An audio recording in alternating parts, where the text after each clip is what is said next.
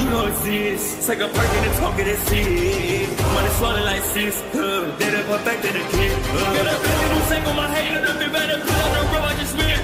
I know we got $1 million. The devil that shit ain't not cheaper again. Hello and welcome back, fellow anime lovers, to MangaMuse. I am delighted to have you join us once again in the world of fanfiction and fantasy. This is the second part of What If Naruto Enters Jujutsu High and is a Special Grade. Important note, this fanfic is written in a masterpiece of Nasha Rei-Kun on FANFICTIONnet. Do check and support the author too. Now smash the like, share and subscribe button for more. Also press the bell icon so that you never miss such great parts. Thanks for the introduction. Now let's dive into the world. Tokyo Jujutsu High, 2 days later. Their time in Okinawa had been spent letting Riko enjoy herself, her life, before the merger took place. Aquariums, the beach, restaurants, or stalls, they just had fun, the 5 of them. So, they hoped they'd done well by the girl before she was inevitably trapped down below for the sake of the world.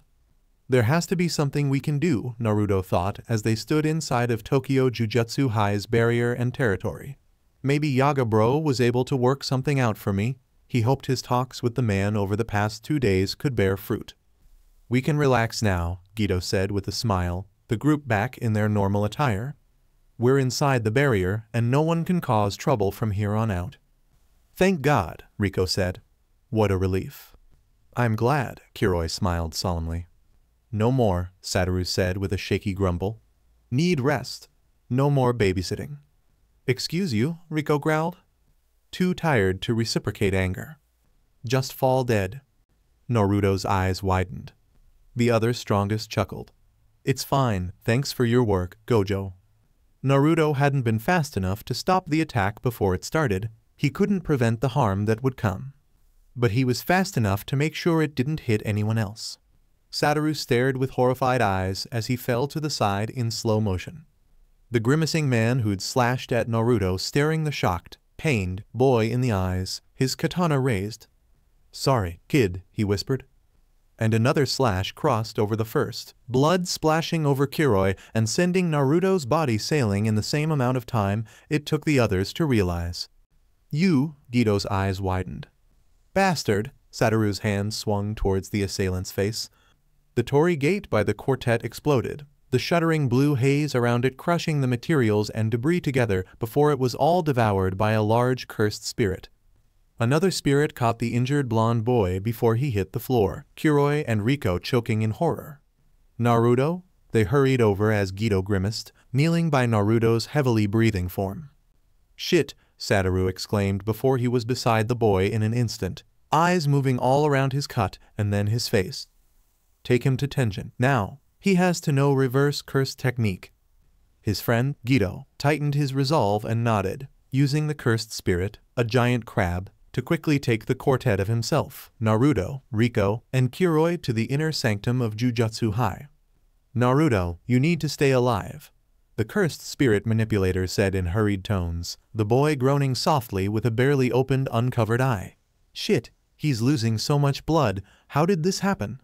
How had Satoru not noticed? His eyes widened in horror. It was all bait to tire him out, Gito's head snapped back behind them. How do you know he won't just put back up the bounty? This is all our fault, Suguru realized as Kiroi did the best she could to apply medical aid while Riko looked at the boy with a pale face. Riko, Kiroi, I'm sorry. Focus, the woman told him, locking eyes with the shame-filled young man.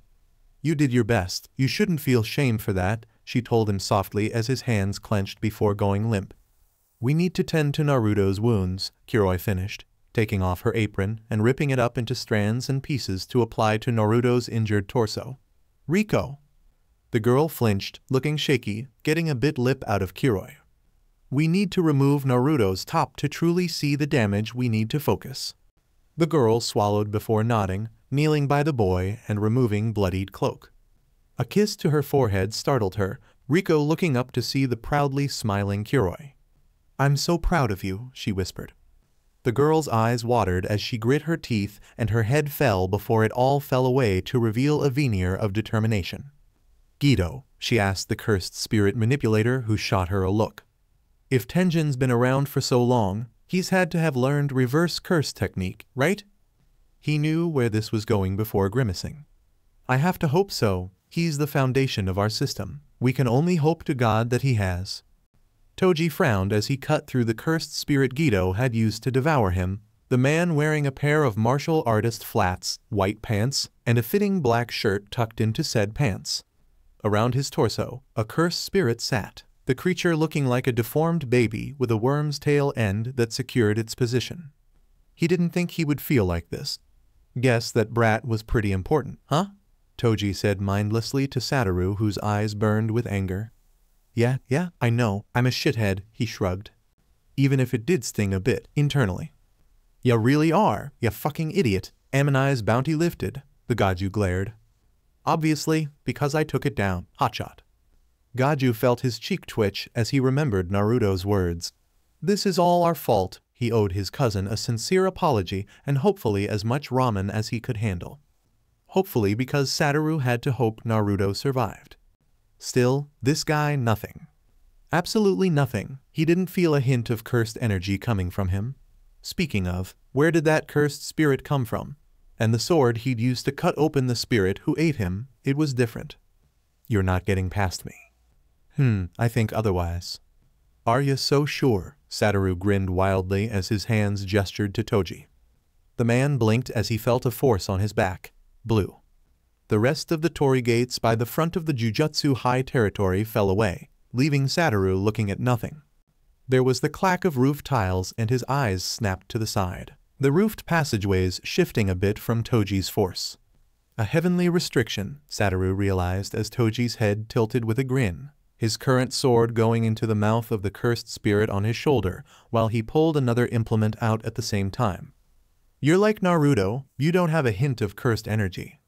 He saw the man's expression break the slightest bit, the fact confusing him as he saw, even for a moment, a hint of guilt. What was going on? You might be right, but you're certainly wrong on one point, Toji said before his form vanished. I ain't nothing like that Boy Scout. Naruto fell into that odd void for a time that felt like years. Where am I? He thought slowly, eyes clenched in pain from Toji's slashes. He missed all my vitals on purpose. Naruto knew, for a fact, that he was an exception and not just an example of Toji's goodness. I knew it but didn't want to say it. The man reminded him of Sasuke in a lot of ways. In more ways than Naruto was willing to accept before he focused on helping him somehow. Whether it was by giving him something to interact with more normally, himself, or by chatting about philosophy, Naruto knew he could help him and found it had effects, but they'd dampened over the years. Focus, he was still falling. Where am I? Clenching blue eyes cracked open to look up into nothingness. A black void with an odd backlight below him that somehow cast shadows even in a place like this. He groaned at the flaring of his injuries. Gah! If I don't do anything, they'll kill each other, Naruto told himself, slowly huffing as he turned his body around to face the light beneath him. And found a mandala lighting up his face, blue eyes widening before his left pupil emulated the symbol in place of his pupil. This thing is my heavenly restriction, he thought with a frown, grimacing at his wounds some more. Damn it, come on, give me something. I need to help them. If you're the binding, you switched something in me to give me something unique to my body. That mandala, golden in color, glowed a bit brighter as his form stopped meters up from it. Huh? Naruto blinked as he tried to go towards it but couldn't. He grimaced as he reached out. Satoru was likely onto something when he said that it was almost completely done. Naruto was sure of it. Now, he had a feeling he knew what was actually happening. You're the thing that's changing, Naruto realized as he looked more carefully and saw something particular. You're not fully engraved, that's why. Yet, you're also a heavenly restriction. It was like a curse technique, heavenly restriction mix that traded his power for this technique. But it wasn't finished. The technique for Naruto Uzumaki wasn't done. It was maybe 60% of the way, but he needed it now. He stared at it as streams of golden light began to fly up to him, much to his confusion. Then they touched him, and he understood. A glow brightened his face and his hands came over it. His left eye. The mandala became clearer as time went on. It was a giant sun-like structure that was decorated like stained glass with yellows, golds, and sun-like colors. It was composed of 3 powerful distinct rings, the smallest to large being yellow gold sun. 3 petals shot out from the center, shooting out at the top, left, and right sides, with those being a powerful sunny color. The last bit of the mandala was the core, the very center of its being, where a familiar figure sat, a young man's outline in a familiar meditative stance. "This is my power," Naruto whispered before muffled sounds reached him from above. "No, I need at least a part of this power," the boy called out as the golden streams covered his form. "I know you're incomplete. I'll suffer any consequences for my actions. Please, let me help them." A chain shot from his chest to the center of the mandala, his 3-tailed mandala. His technique? His blessed technique. Kuroi covered both Riko and Naruto as best she could, the bullet in her arm causing it to shake.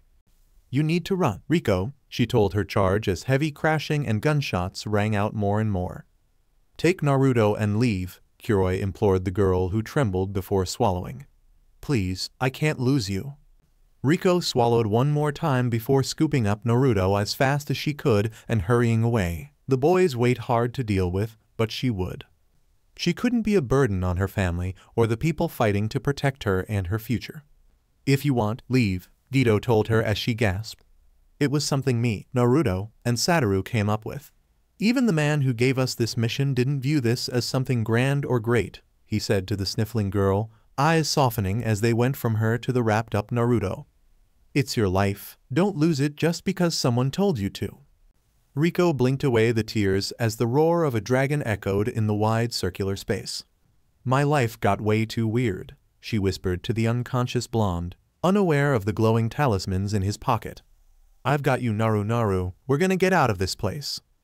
From afar, Gito grimaced as Toji's form cut through his summoned curse. How did he cut through Rainbow Dragon's scales? That was his toughest curse, easily capable of being as tough as cursed energy-enhanced iron. TCH, his hands twirled around, a shadowy portal forming by his palms. Back with Riko, the girl looked around the space before jumping in shock from a gunshot. Her head snapped to the space where Toji was, the man, Kuroi, and Gito's forms currently impossible to see. "Jujutsu bullshit," she nearly shrieked before she kept on running. "The way we came is just up ahead." She blinked at the feeling of something on her thigh, but thought nothing of it. Then she paled at the sound of dropping bodies, freezing as her head slowly turned to see the bleeding forms of Kuroi and Gito on the floor and their assailant rubbing the back of his neck with the bottom of his palm, an odd curse tool, she thinks that's what it might be and/or called, in his hand. "Man, you're lucky I've been growing kinda soft lately," the man said to Kuroi and Gito, walking towards Riko. "You can thank your little blondie for that one." Riko trembled as the man got closer, his eyes impassive even as they landed on Naruto's unconscious form. "Every bit of this is me, kid," he said without thinking, Riko gritting her teeth before she ran, getting a groan out of him. "Come on, don't make this difficult." The girl huffed as she hurried down that big tunnel before being tripped by a leg. She grimaced, curling over Naruto as she fell into a tough tumble that ended with her back skidding on the floor for a bit more. The pain had tears falling from her eyes, but she fought through and tried to get to her feet. A flare of pain put her back down, the sound of a gun and a hole in her right leg the culprit. "What? Ha, you're dealing with people you couldn't possibly imagine," Toji said as he stood above her, gun aimed at her head. "You're too valuable to the folks I'm working with." I'm not even going to be the vessel," she shouted at him, confusing him for a moment. "They said I don't have to if I don't want to," Riko countered with trembling eyes as Toji blinked. What? There was no way that was true, but his senses couldn't lie to him. She wasn't lying. Likely, those two boys had told her this. He had a job to do. Riko stared down the barrel of a gun, Toji's mouth set into a frown. "It's not your fault for existing," he told her as if he was comforting her. "It's just that we both did at the same time." She blinked at a blaring pain in her noggin, eyes fogging up as she slowly fell back. Wait, am I dying? Even after she told him? Paycheck? A effing paycheck. It made her angry. It made her pissed. Send that comforting bullshit out the effing door. Even as she was fucking dying, Riko thought, She raged, she felt pain. She wanted to curse him.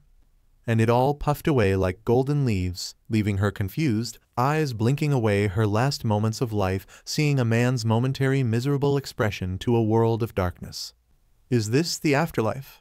Rei-Kun blinked. The feeling of something warm filling her body left her staring down at her thigh, where a familiar golden tag sat, one that immediately sprouted a familiar kitsune shikigami. Kurama? She blinked as the fox spirit circled her with that squinty-eyed expression. "Oh, don't tell me that Naruto. Master hasn't died," the girl froze, staring at the now staring fox in disbelief. He pulled himself back. "Really?" She felt tears of relief fall from her eyes, rubbing at them with a sniffle. "I guess I did one thing, right?" "It's a bit more complicated than that," she blinked as he said that. "That man, never mind. The fact remains that you are dying." "I knew tha wait, dying not dead."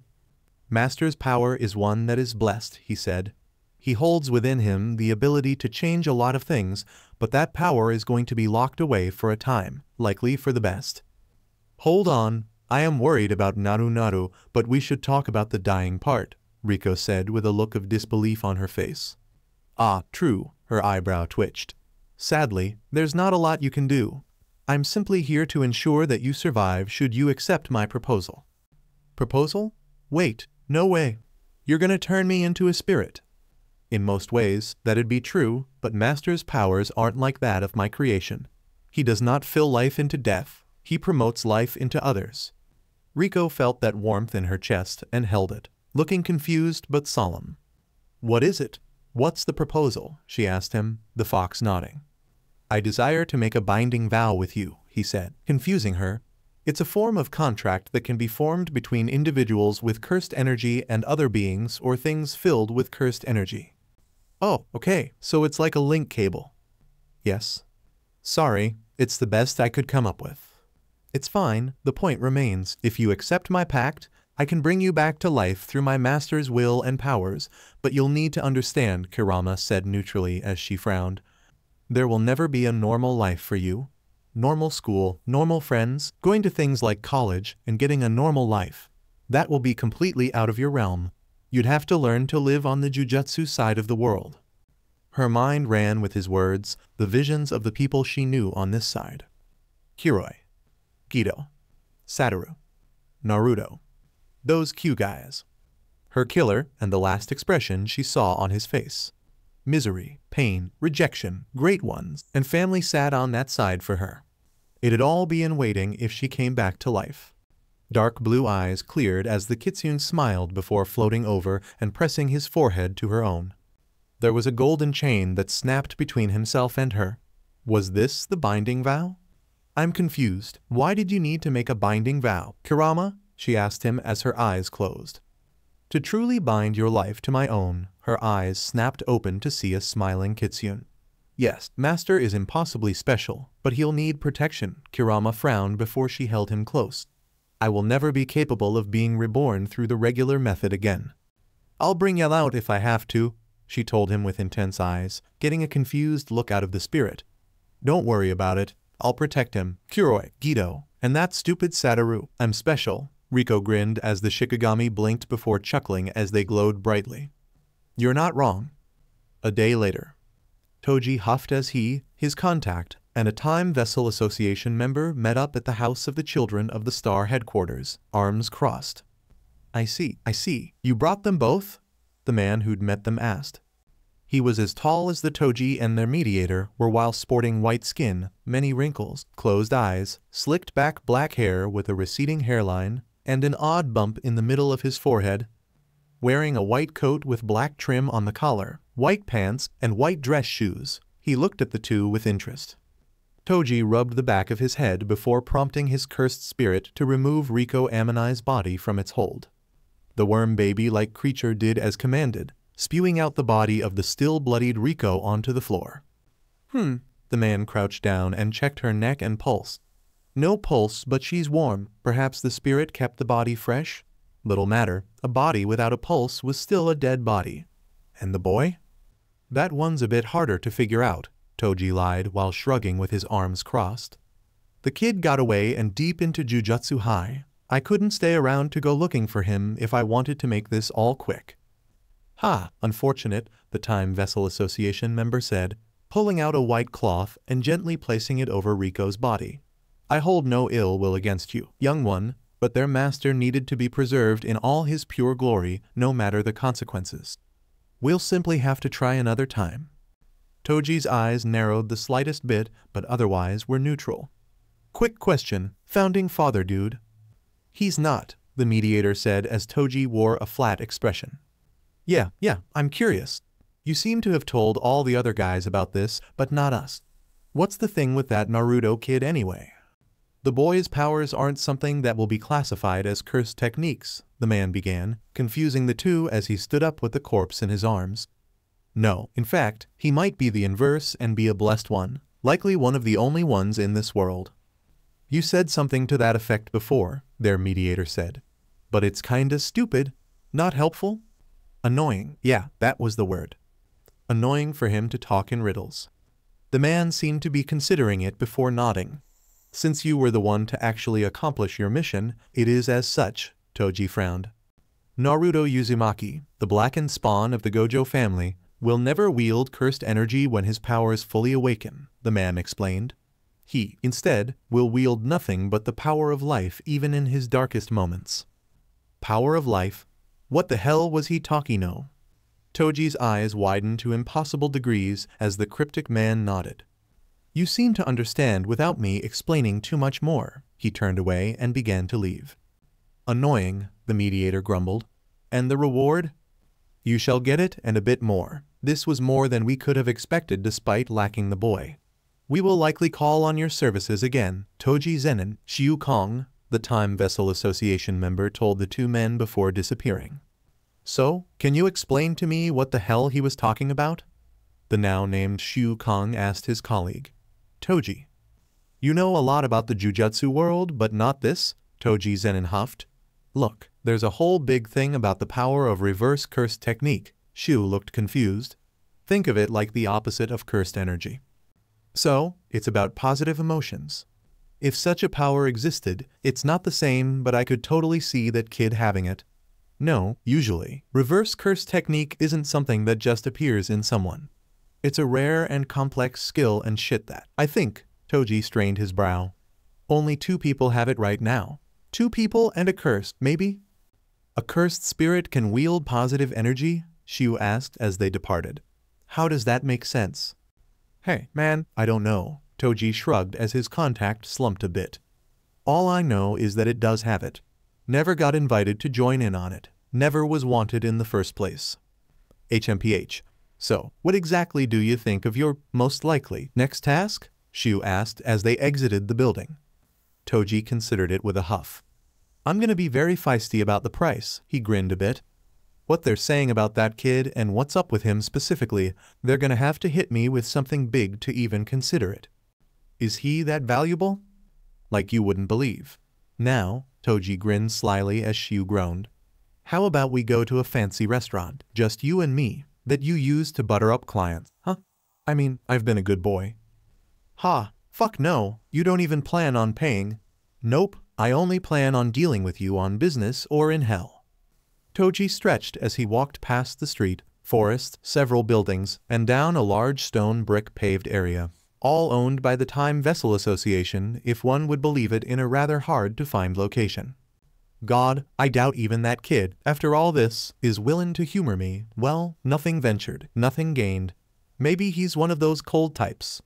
There was a chill in his veins and a stench in his nose. A familiar scent. Yo, you're a Zenin, right? The bloody, tattered, injured form of one Satoru Gojo found itself in front of him. Right? That seems about right. Toji stared at him, the young man before him seemingly impossible. For real? Toji asked with a look of disbelief that quickly melted into consideration. I see, that kid's power awakened, huh? Satoru wore a completely squinty-eyed expression, body listing to the side nearly to the point of falling. HM? Oh shit. Welp, gotta kill ya. HM. I learned something cool, huh? Satoru smiled vacantly, eyes crazed. But you're right. Gotta kill ya. Toji smirked a bit as he removed that weapon from his cursed spirit's belly. He's fully manifested, hasn't he? You lost, Satoru said with a wide grin. You should have cut off my head or even used that little special treasure of yours. The special grade tool, Inverted Spear of Heaven, would have made my life a living hell. Or, wait, I'd just be dead. The young man laughed without remorse as Toji's form vanished, shooting around him to bring his blade to his neck. The body of Satoru Gojo moved like a leaf in the wind, form floating away with a sort of natural grace that could only be afforded by nature itself. Sorry, Naruto. Satoru had finally realized what was going on with, well, everything. Riko, I'm sorry as well, but I don't feel anything because of your wounds or your death. All I feel is freedom. One of his hands reached out towards Toji, the pinky and ring finger tucked in while the rest jutted out together. Curse technique reversal. Toji's eyes widened in disbelief. Both of them got red. The effect was a bursting red haze that seemed to repel Toji from where they were, all the way back to the headquarters of the Star Children's rooftop. What was likely over half a mile of distance instantly dealt with in under half a second. Toji groaned as he sat up, arm covering his cursed spirit to protect it from harm. Heh, he chuckled before coughing a bit, Satoru's form floating above and towards him. You fucking monster, the young man laughed hysterically. What are you, Superman? Us adults are a lot more sturdy than kids like you, Toji said even as he mentally checked himself over, standing up and stretching his arms. Nothing's broken, but it hurt like hell still. He could move. As he locked eyes once more with Satoru Gojo, Toji Fushiguro felt an unease settle inside of his gut. An uneasiness that brought up a memory. Oi, I'm in my 20s, you bastard, the man huffed. HMPH, he shrugged. At the end of the day, kid, there are some things we can't be and can. I think, in the end, with whatever weird-ass power you think you really have, you'll have to realize what those things are. Right? He had said those words himself. He had no right to be backing out on them now. I'm good, Toji said with a growing grin. I can handle you perfectly. He removed a chain from his spirit's mouth, latching onto it the inverted spear of heaven and spinning it around, the length seemingly never ending even as it came out of the curse's mouth more and more. Blue's not that hard to deal with, Toji thought as Satoru's eyes zeroed in on him. Infinity's the same, it's never stopped my attacks from being useful, tool or otherwise. Finally, red, the repelling power of the six eyes, I could probably shield myself with the inverted spear of heaven. His confidence grew more by the second. Megumi, it's an amazing name, a woman grinned. A tomboy, a woman with strength that many a Japanese man wouldn't favor, a woman with an odd delicate side that punctured even his self. The woman he'd been fine giving the entire world for. I ain't sure, I'm not exactly a great name planner, Toji said even as he grinned slyly, prodded the baby's cheek. God, he's gonna hate having such a girly name. Oh, please, the woman blew a raspberry as he laughed. Megumi's gonna love it. His big ol' dad gave him that name. He'll be like my dad decided I was his fate, she said with a voice that was way deeper than any woman should have had the right to imitate. He just laughed at this strong but feminine character who'd stolen his heart. Naruto had been right in that regard. His eyes widened even as his weapon spun faster. A hypocrite. His weapon swung out, carving through the roof with ease, before he angled the attack towards Satoru. Nothing but a filthy hypocrite, that's really what he was. Satoru's eyes perceived it all. The curse tool. The chain which was also a curse tool. Their internal techniques. And the look of misery on Toji's face. I know Satoru had put together all the clues. Honestly, he'd wondered for a while how Naruto had learned some of his martial knowledge. Next, Toji's words, the way he spoke of Naruto, the look on his face in every conflict where the boy was some sort of subject, he'd pieced it together. Naruto had been trained by Toji at some point, for quite a bit of time for the seemingly uncaring man to have become attached. And knowing Naruto like he did, the boy whose heart sat on his sleeve but was wizened by a wisdom that constantly never made sense, the boy likely cared a lot for this man as much as he probably did for him. I'm sorry to you all, Satoru wasn't a machine, nor was he God, but he was close. I can't feel like you all do, not in this moment. All he felt in this moment was, throughout all of heaven and earth, Only I, alone, am the honored one, he grinned brightly as Toji shot him a look of horror. The inverted spear of heaven shot around the sky before coming towards his temple. Gojo's right hand was already held up, the thumb, pointer, and middle finger clenched, while his pinky and ring finger flared out. And in that moment infinity was mashed together on both ends.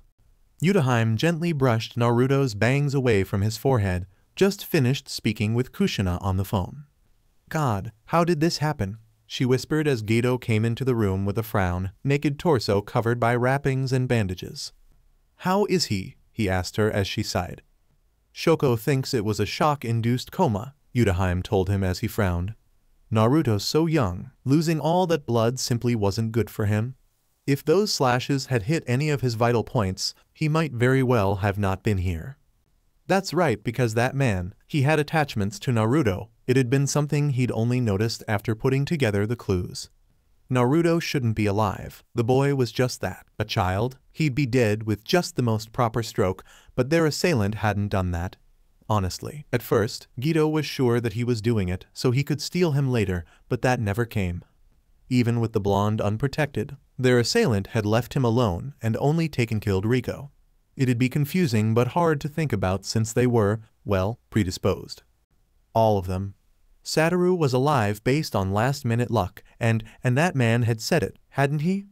Thank Naruto that he'd gotten so soft.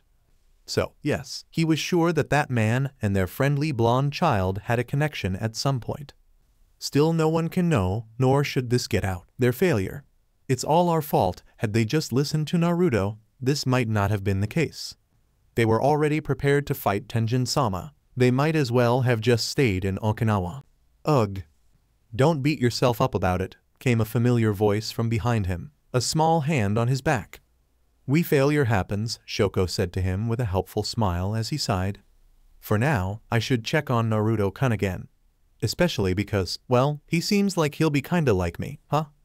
What? He stared at her in confusion while Yuta followed suit. Shoko? I guess it's something you guys wouldn't really understand, she said with a shrug, walking over to, and kneeling by, Naruto's form. Naruto's form is full of nothing but positive energy. The area was silent for a moment, the two other brunettes' eyes slowly widening to impossible levels. What? They shouted as Shoko nodded, touching the center of Naruto's scarred chest, the boy in a new white kimono thanks to Yuta. Naruto can use. Yuta seemed startled. But that doesn't make sense. He doesn't have cursed energy. Geto's form froze. He doesn't have cursed energy. No cursed energy. Naruto Uzumaki, the child with the odd heavenly restriction which traded his cursed energy for something they could figure out. Oh my god, he uttered as both women turned to him before jumping as he hit his rear in shock. His heavenly restriction, that's what it does.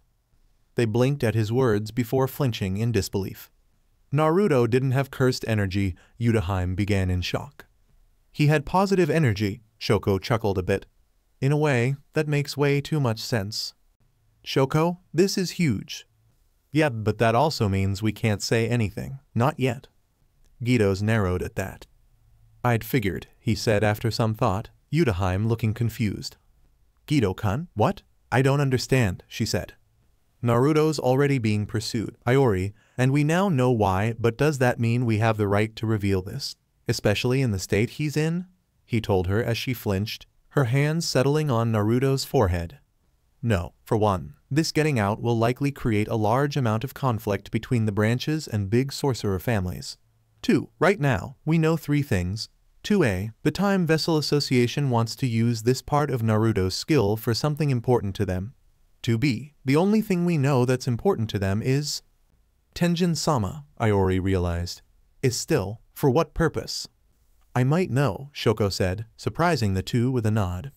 Let's see him. How can I say this? You know how Kushina-san had a supposedly absurd amount of cursed energy. Why yes, Iori said. I've felt it, she told them. Do you think it passed on to Naruto? Yeah, and since it got exchanged for positive energy, Naruto's likely got an obscene amount once he can use his own technique. Imagine that, an amount of positive energy that would be large enough to overshadow likely a quarter of the jujutsu sorcerers in the world combined, and how that could be used. Did they want to heal Tenjin-sama's aging? Gito's question stilled the air as both women turned to him, the young man looking just as startled at his own words.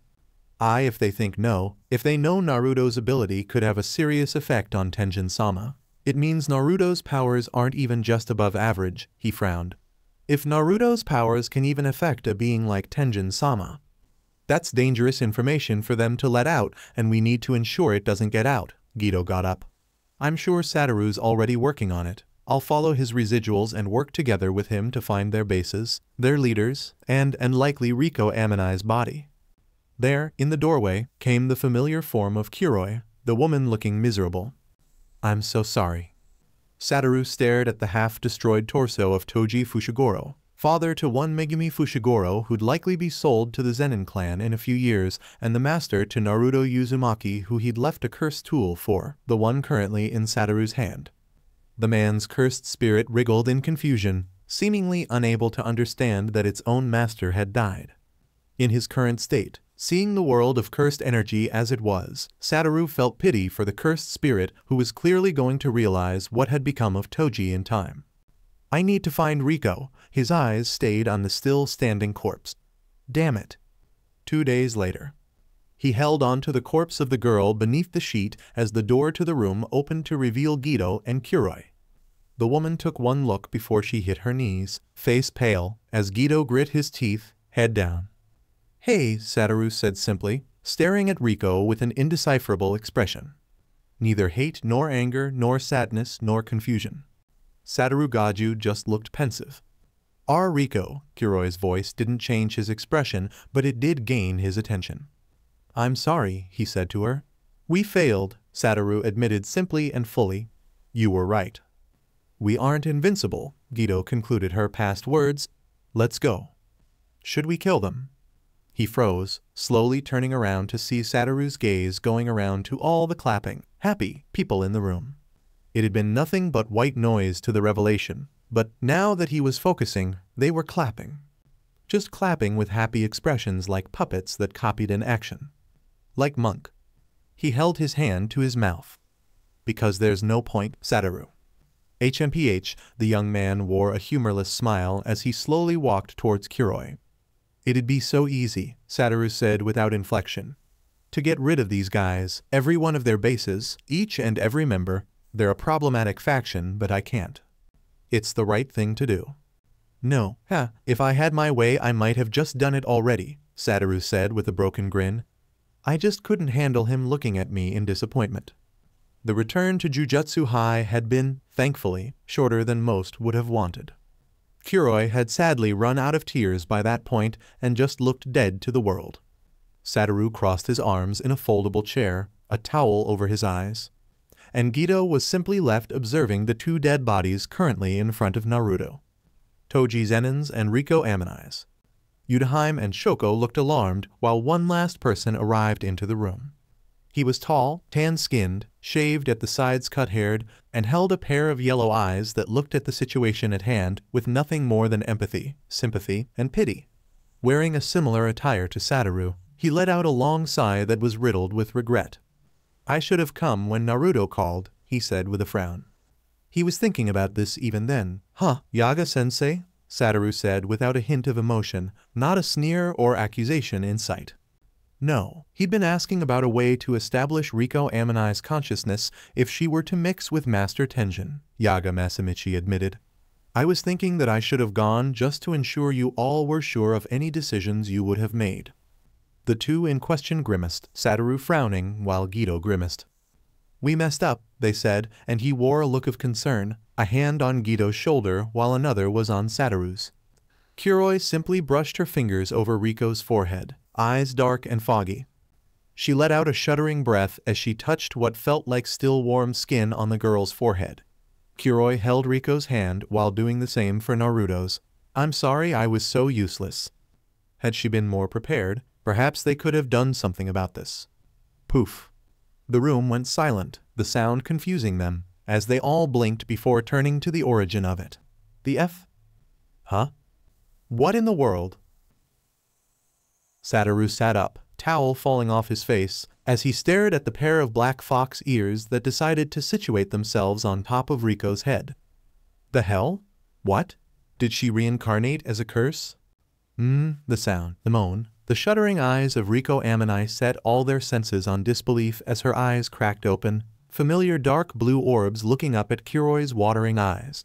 "Hey, I'm back," Riko nearly cried as her caretaker's hands trembled like a rattlesnake's tail. "Riko?" The woman let go of the two's hands and pulled the warm alive girl into her arms as the others crowded around them in disbelief, eyes wide. What happened?" Yutaheim asked, confused beyond measure, minding Naruto as the others just stared. "Gojo." Satoru just stared in confusion before he saw something. Something unusual but utterly unbelievable. "A mandala," he said as the others froze. Just like Naruto's heavenly restriction, there's a similar symbol on Riko's back. Riko's eyes widened as she held Kuroi at arm's length. "That's right," she said as they all jumped.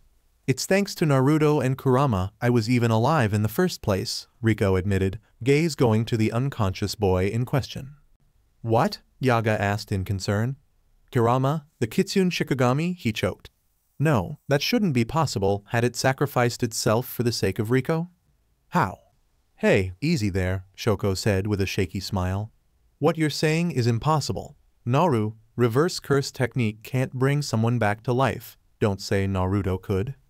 The amount of rising horror in Shoko's gut nearly had her barfing as Riko considered her words. "Not like if they're dead," the fox girl said, and Shoko felt her heart rate drop in relief, but now she was confused. "You got shot, didn't you?" Satoru asked her as she held her forehead where no such mark sat. "Hold on, it was just there," he stared at her in disbelief. Kurama did say I'd be a lot sturdier, especially due to Naruto's positive energy." "So, it's true," Gido said. "Naruto doesn't produce cursed energy." "Nope, just the positive stuff," Riko said as her tail shifted beneath her skirt. "Due to a lot of..." "Tail?" Yutaheim stared in disbelief as Riko blinked before looking down to see. "What the hell?" she shrieked, jumping up so they could see the appendage bristling in horror. The hell is this?" Kurama didn't say shit about it. Wait, no, please, go back. What exactly happened?" Shoko asked, holding her noggin as Gido looked unsure of life at the moment. "How in the world did Naruto do anything, unless he woke up at the last moment?" "No, well," Riko fiddled with her skirt. "Kurama showed it to me," she said, pointing her thumb at her chest. "Inside of me, Kurama is acting as the core of the binding vow we made so he could bring me back from that dark place. I guess this is what he meant about not being able to live a normal life." Riko pouted a bit, looking at the limb appendage. I mean, I feel like that's a bit of an overstatement." Satoru simply got up and reached out above her head. Riko froze, blushing bright red, as he rubbed something. What the hell are you doing, ya perv?" Crunch. "Ah." The older teen dropped as Gido's sweat dropped, the gojo holding his nuts. My sacred embers. More like cold grapes. Don't you dare talk about them like that." Riko rolled her eyes, hands on her waist. "Look, the situation is basically this. Naruto placed one of his Shikigami talismans on me when we were running away," she said, touching her thigh. "Oh, it did leave a mark." The group looked and saw what had to be this so-called mandala Satoru spoke of. "That's the one that was in his eye." "The talisman did this?" Yutaheim asked, completely confused. I don't. I mean, yes, Naruto would learn he could time his tools to release his spirits at opportune moments, but they shouldn't just possess you." "No, well, I guess that's kinda what happened, but it's not the talisman that did it," Riko said as Shoko blinked before she laughed uncontrollably. "See, she gets it." "She couldn't explain shit," Satoru said with a groan before being jostled by Shoko's kick to his rear. "Oi." "Shush," she said to him. "I told Gato this 3 days ago," the young man in question choked. She explained her thought process and the path it was likely leading down. He used positive energy to reverse the talisman, Yutaheim realized. Still, that shouldn't is Naruto's reverse curse technique that powerful. "Well, it's the third skill he locked away by pushing it," Riko explained, confusing the group again. "Third skill?" Satoru said before he started laughing. "No fucking way," he rolled as Rei-Kun grinned. See, he gets it. Please, explain it to people who don't, Yaga said, eyes closed and hands massaging his temple. What's happening? The two perked up before looking at one another, and then him. Naruto wields a power similar to the six eyes. The room was silent as Yaga's hands trembled against his noggin. Shoko wheezed. Yutaheim froze. Kuroi gasped. And Gito stared in utter disbelief. It's his cursed technique, the three-tailed mandala, Rei-Kun said as Satoru grinned, slicking back his hair. And it's the inverse of the six eyes and/or limitless, he finished. The entire group damn near turned to stone. They just sat there as the two's words processed. Hold on, that's a bit much, Shoko swallowed as Satoru shrugged. It's all that makes sense, he said. If six eyes is the ability to see, understand, and break down cursed energy, Naruto would wield something opposite of it due to both being born with it and his heavenly restriction which opposed its original purpose. Yep, Rei-Kun grinned, showing sharp teeth. The thing is, from what Kurama told me, Naruto believes that the two powers mix together due to the energy feeding his half-baked six eyes being positive energy. If that's true, then it changed the function of it due to the nature of positive energy and its rarity, I think. No, that's not a good response, Yutaheim wheezed. Do you two realize how dangerous Naruto's life would be if this ever got out? It's not like we want him in danger, Satoru said, ruffling his head of hair. But it's the truth of the matter. It's why Naruto's sense could process Limitless's ability even if only a bit. It's why my powers would constantly get rebuffed. His powers run counter to my own, and that's the important part. Gito was just left staring as he tried to process the magnitude of what was being stated. So, what? He's going to have perfect control of infinity applied to his version of six eyes? God, that sentence made his skin crawl. What? Gito looked so confused. I don't think so, Yutaheim said slowly. If what they say is true, that is, but if it is, she sighed while brushing one of Naruto's bangs away. It means the inverse, doesn't it? Not infinity, in this case? Satoru considered the idea, eyes closing as his head tilted. You're probably right. What does that even imply? Yaga groaned, holding his head with both hands. What exactly would the inverse of six eyes and limitless allow? Speaking of, you don't know if he has limitless's inverse. The thing is, Rei-Kun began, neither Naruto nor Kurama were sure. This is all new territory for them. All I can guess is, well, she rubbed the back of her head. If limitless is reversed, right? Wouldn't that mean it's limited? Yes, Shoko said very unsurely. What would that mean, though? It has a limit, but what is defined as the limit? I don't know. Ugh, Gito groaned a bit. For now, what do we do? He asked the room. They were silent at his question. Naruto's powers are one thing, he began again. But Riko Amanai, the former star plasma vessel, is alive and Tenjin Sama's merger time has passed. Then, it won't matter, right? Riko asked them with a frown. And not to say I'm not terrified of what someone might do to me, mostly the Time Vessel Association, but it's too late, isn't it? How long has it been since the merger date? 4 days, basically 5 since it's almost night, Satoru said with a hum and a look at Naruto. This changes a lot of things, way too many, but Riko's not going back, it'd solve nothing. It's true, Gito said with a smile as the fox girl sighed in relief. You're a fox girl now, he added like it was the oddest thing to date. It kinda was only by proxy, but since Naruto was currently down. Why yep, Rei-Kun said with a look that said she had no idea what to do. So, you guys don't have more room and board, do ya? We'll take you in, but perhaps, Yutaheim began. Perhaps she shouldn't stay at this branch. I don't think Auntie would mind taking her in, Satoru said with a soft breath. Honestly, I'm not sure what to really do. I don't have all the answers, I know that now. Kuroi considered all their words. Perhaps, since this is the case, she began, standing up. It'd be for the best if I, Rei-Kun, Naruto-kun, and someone else goes away from Tokyo Jujutsu High. Yaga considered her proposal. Still, Naruto's going to need more protection now than ever before. And, even unknowingly, he'll get that here, he frowned, shooting the comatose boy a look of sympathy. His life has become just as important as Satoru's, and that fact isn't even known enough to give him the protection he actually needs elsewhere. HMPH always knew he was special, Satoru said, considering the boy. I made a binding vow with Kurama to protect Naruto, Riko said with a look of determination. But I need to get stronger. I have cursed energy, but I don't know how to use it, and I got Kurama's powers, I'd bet. But, once again, I have no idea what I'd be doing. I'll teach you then, Yutahime said with a small smile as Riko sighed in relief. I and Masamichi-sensei are the ones most knowledgeable of Naruto's Shikigami, and he can't leave. It'd be too suspicious, but I'm to start my tenure in Kyoto High in 3 years' time. They won't mind me going over there often. By that time, you should have a good grasp on your skills and Naruto will, hopefully, be awake. Oh, he will. He's currently, sort of, self-sealed himself, the girl explained with a frown. Right now, Naruto's in the most vulnerable state he could possibly be in due to having to keep my body alive and my spirit attached.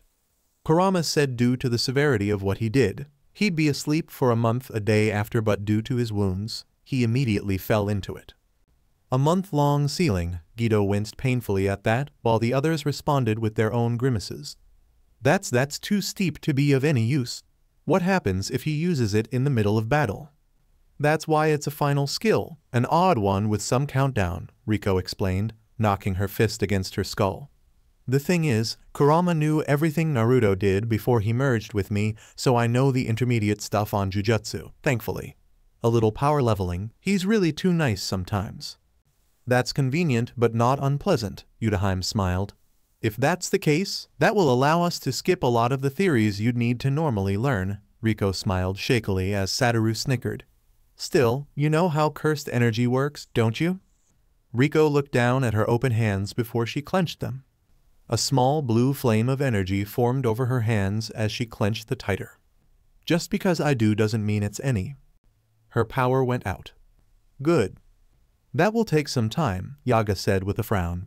Still, a human soul should already emit cursed energy, and if Kurama was the link binding her soul to life itself, that would mean she inherited his self-sustained core. Would she have a perpetual cursed energy engine of sorts? He didn't know. He'd need to ask her in private. We'll work on it, Yutahime said with a nod. Kiroi might be able to help as well. I'm not much more than a bodyguard, the woman in question said before bowing. But if I can be of assistance, please, allow me to pay you back for keeping Riko alive and making her stronger. I don't think I'll ever repay you for that. Hey, don't forget me, Riko said, bowing with her. I owe Noru, Gido, and Sato a lot, she admitted, looking embarrassed. A lot. And not just the give me back my life thing. Which isn't weird or anything, Shoko said flatly while the younger female giggled nervously. Well, the one big thing I can think of that needs to happen for you is to get a new name, Riko balked. Both of you, maybe just your last names, but you need to remove your names from the Registry of Japan and re-enter it. I'll handle it, Yaga said with a groan. I have some help in the government who owe me a bit. They'll be able to do it. Satoru's eyes widened as he remembered something. Still, for now, you all need rest, he added, looking at Satoru and Gido with a look that brokered no argument. Perhaps Naruto's parents will be able to take you two in without issue. They should be back tomorrow morning. For now, everyone, get some rest. He got up, shot the group one last nod, and then left with a hand rubbing his nape. He's got a point, Shoko shrugged. For now, I guess we need to take Toji Zenin's corpse and she looked at Satoru who rubbed the back of his head. I wanted to give Naruto at least one more chance to see the guy, but I guess a tombstone'll have to work. He sighed but got up and raised a hand, Toji's corpse lifting in the air without too much effort. God, does anyone know any good spots? I kind of want to put his name on the stone. Why? Was he not the enemy? Yutahime asked as Riko nodded, eyes narrowed, before they closed. He cared, she said, looking at Naruto. I think he knew Naru. He did, Satoru said, shocking Yutahime and Shoko, Gido nodding. Figure it out, too. He literally told our broken bodies that Naruto was the reason he hadn't killed us, the other young man said, surprising even Satoru. We owe Naruto a lot for essentially ensuring we all got out alive here. Gido pulled out his phone before doing a couple taps. There's an area I know that's rather nice. I rest there sometimes and sent. Thanks for the space. With that, Satoru walked over to Naruto before placing something down by his head. Your master's last blessing, I guess, the older Gojo said before walking off with Toji's body. The others looked at what was clearly a curse tool. He really trained him, Shoko said as she crouched down before picking up the cursed item. It was around a foot in size and, well, looked like, at best, a golden baton with something wrapped around its center. Huh, she fiddled with what looked like a tied-up piece of paper.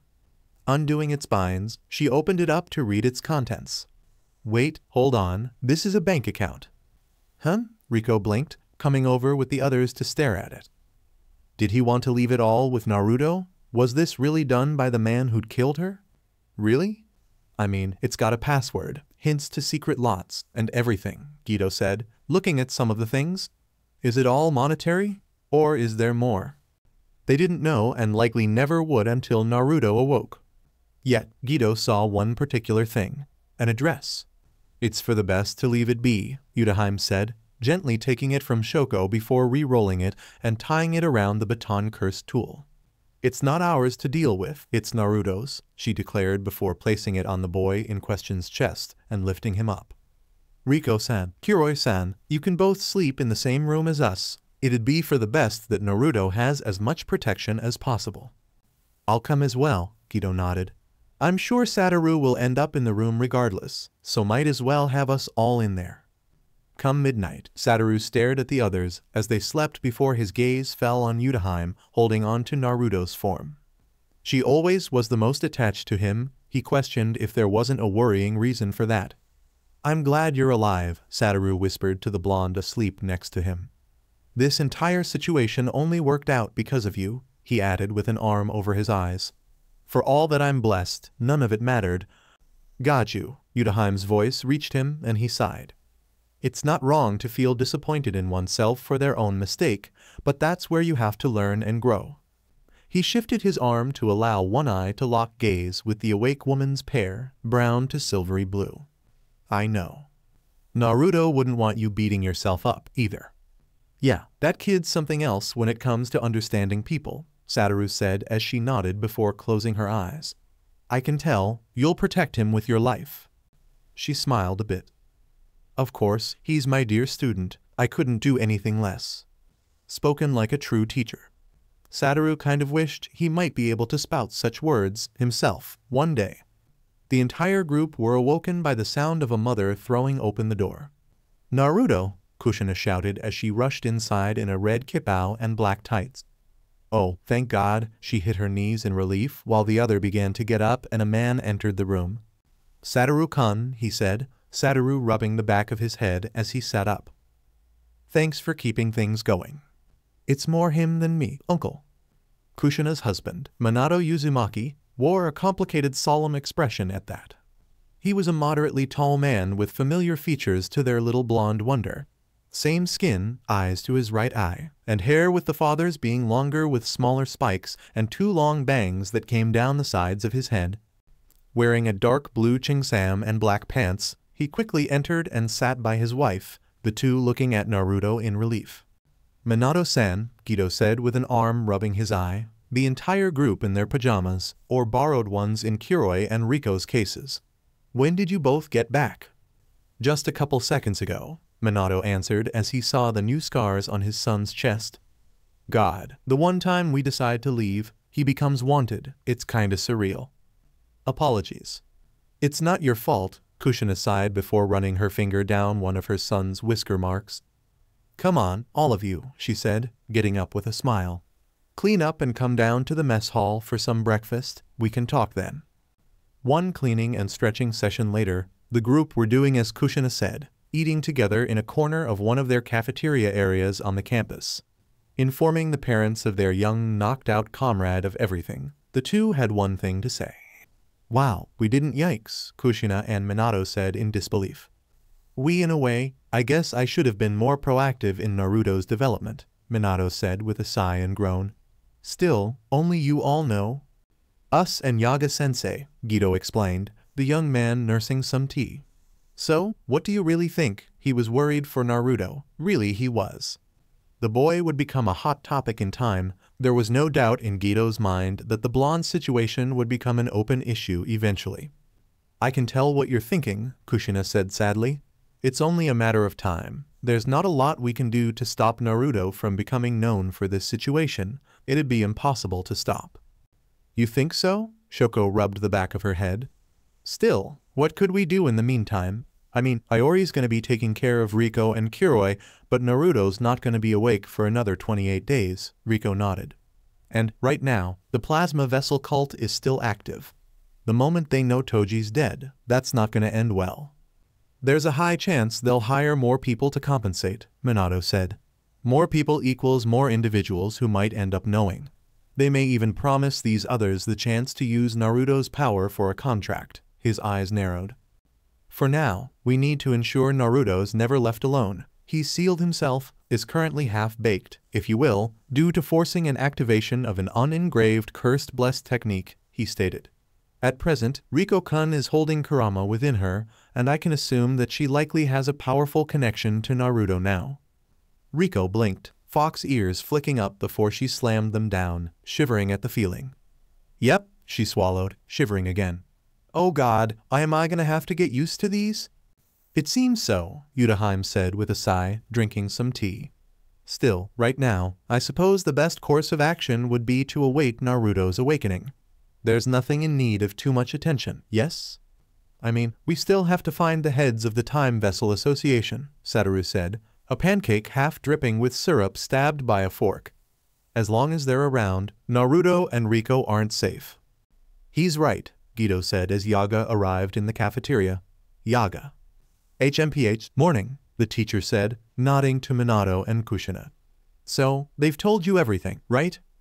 Yes, Kushina tapped her noggin with her fingers. Why is the world seemingly after my child?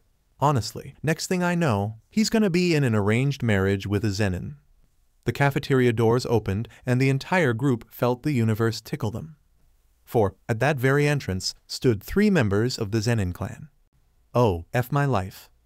They watched them go about their business and let out a collective sigh of relief as the 3 got food and seated themselves far from them. Oh, God, the universe almost made my life more finite than it is, Shoko said as Riko grinned nervously, holding her hands over her fox ears. It's true, Shiu told me that Toji's dead. She froze, eyes widening as she turned her head to the Zenin trio. Guys, she swallowed as they stared at her before seeing her twitching ears beneath her hands. Satoru's eyes widened before they focused. Keep listening, he told her. Riko nodded. It's good news, came one of the 3 Zenin said. Still, Mayabito, what do you plan to do with that other one? This was said by a man who was large and tall with wild black hair, tan skin, a scar on his forehead, small black eyes, and thick eyebrows. Wearing a darkly colored kimono, he was currently speaking with the oldest among the 3 of them. That's odd for you to say, the old man said with a laugh, drinking some form of alcohol even then. Ah, he's your brother, Junichi.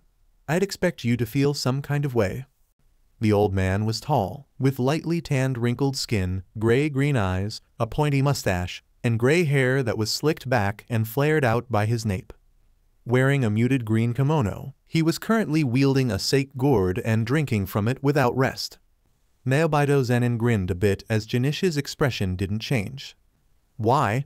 I'd long since disowned my sibling. We share nothing but a name, and we all know he long since removed even that, Junichi said, cupping his chin. Ignore that. What do we do about his son? Naobito hummed before taking another swig of his sake. What do you want to do? He grinned a bit. We don't even know if the boy's as useless as his father or not. But we will know. The boy's, what? 6? 5? He should be showing signs of a cursed technique soon. And if he does, we'll do as we spoke with Toji. Good God, Kushina grimaced. That's sick. It's wrong on a level we can't imagine, Yuta sighed. But individuals like us have no right to interfere. Satoru simply kept his mouth covered. He didn't say anything. I'll wait until Naruto's awake. It'd be best to make such a decision with all parties connected involved, of course, ignoring the Zenin family. He was Megumi Fushiguro, after all. Back with the Zenin trio, the third man grunted a bit.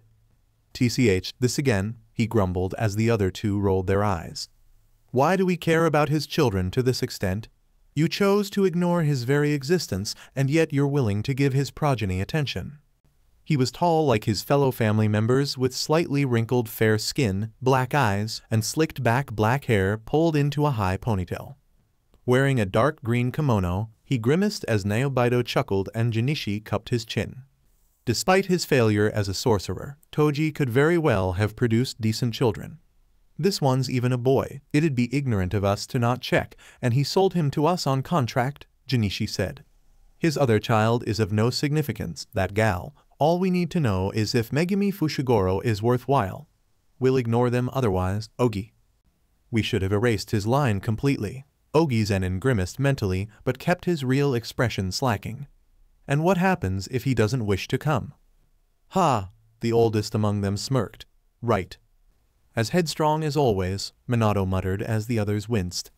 "This isn't exactly the kind of image one would expect of wise elders," he added as Guido nodded, Kuroi looking down in thought. They listened in through Riko a bit more before gaining one last bit of information that was odd, to say the least. "That blonde Gojo, honestly, I'm confused by this one." Riko relayed the words and Satoru's eyebrows furrowed. "HMPH, it's not like it's my business," Naobito said. "We have enough children with problems to deal with. Maki's likeness to Toji is becoming concerning and Mai's defective curse technique is utterly pathetic. Their places wouldn't have changed much. Regardless, they are weak and work as servants as they should," Junichi said. "But I am bothered by the blonde one." "Why?" Ogi asked. "Even other children, are you that unconcerned with your own blood?" "Don't test me, Ogi, those failure daughters of yours aren't our pathetic marks." There was growling, likely from this Ogi guy and Riko herself, but she listened still. "TCH. Junichi, why are you so obsessed with the boy?" Naobito asked, the sound of glujing reaching Riko's fox ears. "What? Are you trying to upset the Gojo clan?" "We couldn't do that unless we attacked a member they actually cared about," this Junichi guy said, but Riko felt like he wasn't scared of this idea. "No, I'm wondering if Ranta wouldn't find some kind of purpose through him. That boy, he's too kind, too polite. He is one of the few who didn't despise Toji's existence despite wielding a rather amazing cursed technique." "So, what? You wish for the two to do battle?" "I wish for him to find out what combat will be and might be able to use that useless blonde for an experiment." Riko fully covered her ears at Kushina's raised hand gesture. "I might end up attacking a Zenin, everyone," she said with a slow breath, eyes narrowed. "I'm very close to causing a repeat of a feud." "Yeah, I'm not sure if we need the Zenin clan save for a few," Satoru said with a growing smile. "Two big sorcerer families might be good enough." Kushina's eyes closed before her shoulders dropped. "All right, stop, Satoru-kun, you're scaring the others." Yutaheim felt a nervous sweat fall down her nape as Satoru closed those eyes before pulling out his usual sunglasses, donning them and allowing that pressure to drop. "That's not a good way of doing things," Guido said, but his hackles had raised at some point. When did he change so much? What had happened? Was his near death enough to turn Satoru into more of a monster? Shoko grinned despite the sweat on her brow. "So, what do we do now? If they try and call Naruto into a fight?" "Which they'd die trying to do," Minato said simply. "Right, which would be a bad idea. When had even the married-in man become such a scary Gojo? They might find out about Naruto's comatose state. The elders are going to want an update on the situation soon," Yaga told the group with a frown. "At best, I can delay them 2 weeks, but that's it. In 2 weeks' time, they'll know that he's comatose but nothing else." "Would that be bad?" Riko asked, and the man wore a pensive expression. "Do they hate him?" "No, thankfully. But they're going to want to know what happened and, likely," Yaga grimaced, "they'll call him, Satoru, and Guido in for questioning regardless. They're going to want to know why you two failed, and I doubt my words will be enough." The two young men wore frowning expressions, looking at one another. "If that's the case, we can tell them that Naruto got hit with an odd technique from one of the hired hands," Guido said after some consideration. "That said, Am and I really can't be here for long as is. even right now, is dangerous, he whispered, eyes going to the Zenin men. The moment anyone sees your face, it'll only be a matter of time until the elders know, and I doubt fox ears and a tail will be easy to dismiss. If we can, we'll be taking you to Kyoto in an hour. Rei-Kun, Minato said, confusing the others. Didn't you guys just get back? Shoko asked. Wouldn't you want to rest? Hen? Oh, we will. We'll just go to Kyoto, drop her and Kiroi off, and be back in an hour, Minato told her with a smile as the others stared at him. Ah, they don't know, he realized as Kushina grinned. Wait, don't know what? Satoru asked, leaning on Kushina's shoulder and looking at the chuckling Minato while his auntie rolled her eyes. Come on, me, what's going on? What? You developed teleportation? Yes, Minato answered with a smile. The group was silent as he pulled something out of his pocket.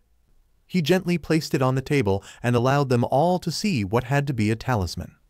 I'd been working on something for the past couple of years since I've been involved in this side, he told the still confused group. I finally completed it, what is essentially the penultimate form of my cursed technique. The Hurricane Talisman. Hey, you said teleportation like it was the most simple thing in the world, Rico said with a swallow. What? My cursed technique is coordinate reversal, Minato explained. The real name is Energy Coordinate Zero Cursed. Stop, please, we'll be here all day, Satoru said flatly as Minato pouted. My god, for a genius your naming sense is ass, he added as Kushina grinned. Coordinate reversal is fine, explain yourself. HMPH, the others snickered or rolled their eyes at the genius's look of being put out. The point is that my cursed technique allows the switching of 2 bits of energy, whether it's myself or something I've tagged with my cursed energy. I can use this with things I've ensured have my cursed energy or things tagged by talismans with my cursed energy or have been recognized by my cursed energy. What does that have to do with teleportation? Kiroi asked, confused. The distance between here and Kyoto isn't small, Uzumaki-san. Surely you can't switch between such distances. But I can. The group was silent. Even Gito took a couple seconds to realize what exactly the man was insinuating. You can transport between branches? The young man looked so alarmed while the others choked. That's incredible. Outrageous? Genius. That was the word that came up. This man who'd not even been in this world for as long as they had was essentially described by that one word. A genius of nearly ridiculous intelligence. But why didn't you? Shoko asked, looking aghast. We finished it in China, Kushina smiled. It required some studying while we were there, and I can get us into places Minato can't go, so that's why we left Naruto here. God, and you were a civilian, Satoru snickered even as Yuta swallowed and Yaga contemplated the sheer possibilities of such an ability. Lord, next thing you know we're gonna pick up a kid off the street who can stop time. I doubt it, but the world's a vast place, Minato smiled. Though, now that we know the issue with Naruto, it's clear this won't work on him. Especially if he's now rolling with positive energy. That's right, Yuta considered. Naruto rebuffs cursed techniques? She asked Satoru, who shrugged. 6 eyes would usually get rebuffed, and that was before he forced it to activate. Lord knows what'll happen now, he said. But using that as a base, he should be capable of it. That's a good skill to have if he's going to fight sorcerers or cursed spirits. He'll just need to master it since I could still see a bit into his system. We know way too many ridiculous people, Shoko's sweat dropped as Gito laughed a bit. Still, when it does come out, at least that he can use reverse curse technique, it'll be nice to have what's essentially a protege, she said with a bright smile. Ah, that's true. Naruto will be a hell of a field medic, Gito smiled. And he'll be someone who actually goes into the field. Bite me. I don't have to, and I can make money, Nae. Our healer, of course. The others chuckled or grinned. Satoru whistled as he stood by the door of the Uzumaki home. Holy shit, it's real, he said in awe as Rico appeared behind him, looking so in disbelief, he was snickering. My god, my family's incredible. That's insane, the fox girl wheezed as Shoko came through. She took one look around and balked. I think he needs to set up some of these by a beach, maybe? She asked the two with a bright, hopeful expression. My god, we have teleportation now. Minato, Kushina, Kiroi, and Yaga came through moments later. The cursed puppet maker took one look around and turned to Minato. "Please send me back, I don't want to know anymore," he said with an apathetic voice, a shining talisman on all the group's shoulders. Minato chuckled before holding his shoulder. "Sure." They disappeared in a pulse of blue, leaving behind a chuckling Kushina and in disbelief Kuroi. "I don't think he's going to recover from that for a while," Kushina said. Guido just stared in awe as Yaga sat in a corner and looked to all the world like he'd seen God. "You'd be special grade in an instant if this came out," he said to the chuckling Minato, essentially cinching in the man's abilities. "How insane." "That's incredible," Yutaheim said, sitting next to Naruto in his room in Tokyo Jujutsu High. "I guess you'll have to travel back normally one day, Naruto-kun," she told the unconscious boy. "There's a lot to explain to you and vice versa." 2 weeks later. 2 weeks passed pretty quickly after the world officially stopped making sense. There Guido, Satoru, and Yaga stood in front of a wide octagonal building with gray walls, a dull red roof, and wooden windows. Standing directly in front of the 2 large closed doors, they adjusted their new clean outfits before going in. "Remember the story," Yaga explained. "Naruto's comatose nature is due to a technique, that's not wrong. It's a fact that Shoko can vouch for," Guido whispered back. "He'll be awake in 2 weeks' time." "And don't let him try to see him yet," Satoru finished, tilting his sunglasses up. "Shouldn't be too bad." They walked into the internal outer circle, a big-looking hall that held wood zero-paneled floors, old furniture, and burning incense. Ahead of them, 10 meters or so, were another set of doors that led to the chambers of their elders. The distance was crossed quickly, and they went through those next set of doors. The change in their surroundings was immediate as soon as they entered and the doors closed. Black filled in their surroundings, with the only things being lit being a series of candles placed inside an open portion of pillars all around. They walked ahead for a bit more candles becoming lit before a series of golden and black screens sprung to life along with them. Guido looked around. "They're all here. Wait," his eyebrows shot into his hairline at a voice. "Ha ha ha, no way." Yaga frowned. "Naobito Zenin?" The three's trek came to a stop, surrounded by numerous screens. "Superiors." The three bowed in their own ways, Satoru's being the least refined with his hands in his pockets and his back a bit slouched. "Yo, higher-ups," he said with a smile that got another laugh out of the Zenin clan head. "What can we do for you?" "Cut the fat, Satoru Gojo," one of them said, their screen a bit brighter as he spoke. "You know why you're here." The Gojo clan head shrugged. "All right, we'll explain everything." They went in turns, each of the three explaining a bit of the details, with Yaga handling the pre-mission explanation and the updates passed between himself, Tenjin, and Naruto. Guido about the mission's length, Riko's status throughout, and the plans. And, finally, Satoru about the fights they got into. All of them, whether they included Naruto, Guido, or the Gojo himself. By the end of it all, it ended with their agreed-upon story. And, as such, Naruto Uzumaki is in a comatose state due to the technique brought about by the enemy, Yaga explained without a hint of a lie.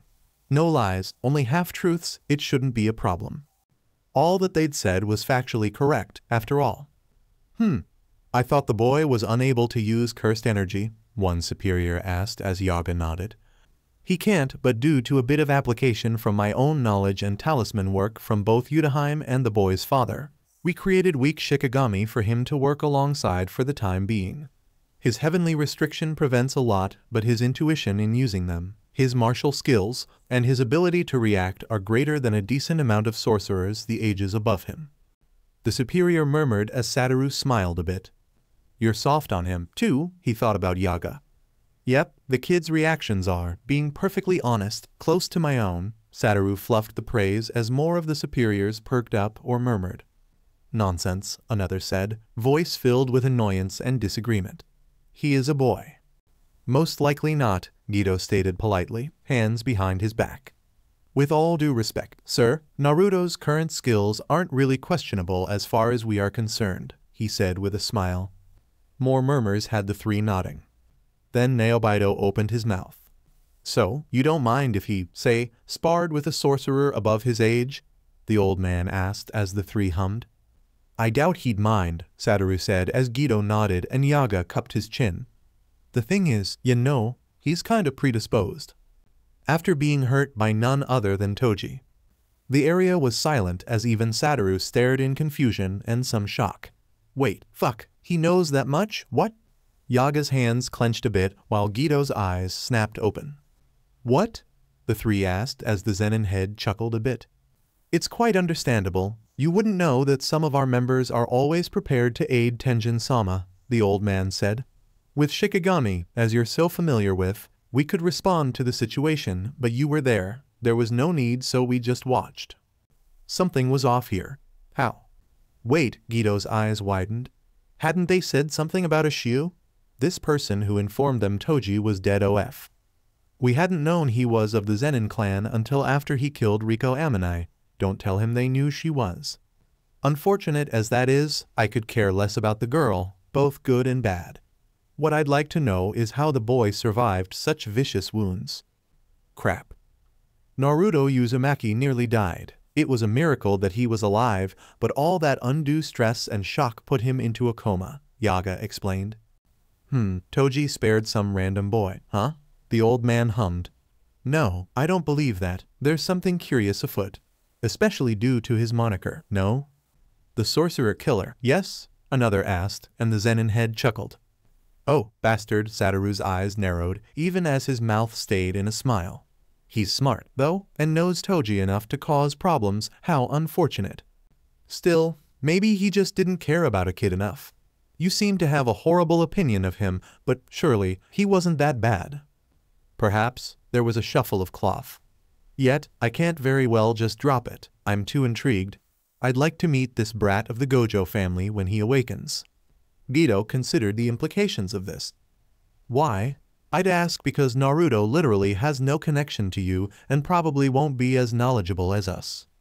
Children have an odd way of showing odd ideas and traits. My own son is in that boat. I simply need to speak with him. Well, that could be good or bad.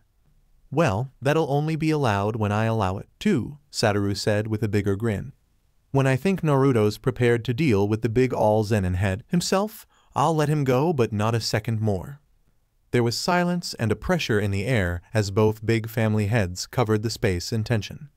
It came and then went, getting a huff out of Naobito. Honestly, your youth have no sympathy for elderly folk, the man said to Yaga, sounding like he was pouting. With all due respect, I control him only so far, the teacher said completely truthfully. The world would be a far different place if Satoru was obedient. They all agreed on that particular topic. HMPH, don't let this old man fall to bones. Now, GOJO, I am curious.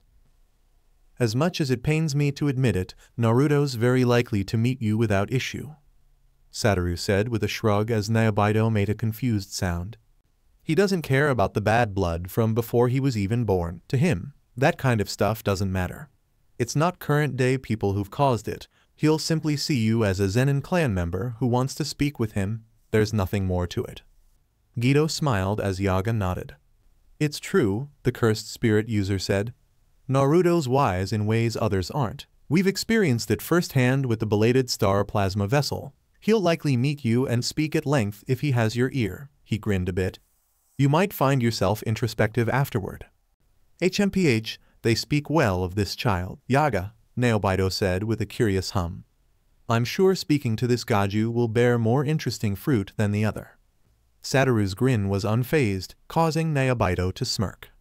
You believe in this boy more than I expected. Well, Naobito was sure to see if this child wasn't as wise as he was being told. HMPH, go on, does anyone else need anything of them? There were murmurs but no real voices of agreement. Bring Naruto Uzumaki back to these chambers when he awakens, one of the other superiors said. That is all. The three nodded, bowing once more in their own ways before leaving. As they left, the superiors spoke amongst themselves. What was that show you were putting on for, Naobito? One of the others asked the Zenin clan head, the man drinking some more sake. What is it about Naruto Uzumaki that interests you, really? Hee, the man chuckled. Interest. My nephew wishes to have his student cousin spar with him, and I want to assess this sad boy. And your remark about Toji? simply putting them in their place. They were really good about telling nothing but the truth, the man smirked. I was just ensuring them that should something happen, we would step in. God, that old fart's good, Satoru said as he, Yaga, and Geto sat in Naruto's room, sitting around the boy's futon. In a way, I'm not as surprised and that's my fault, sorry. It's fine, in the heat of the moment, we didn't consider how the other sorcerer families would respond, Geto said.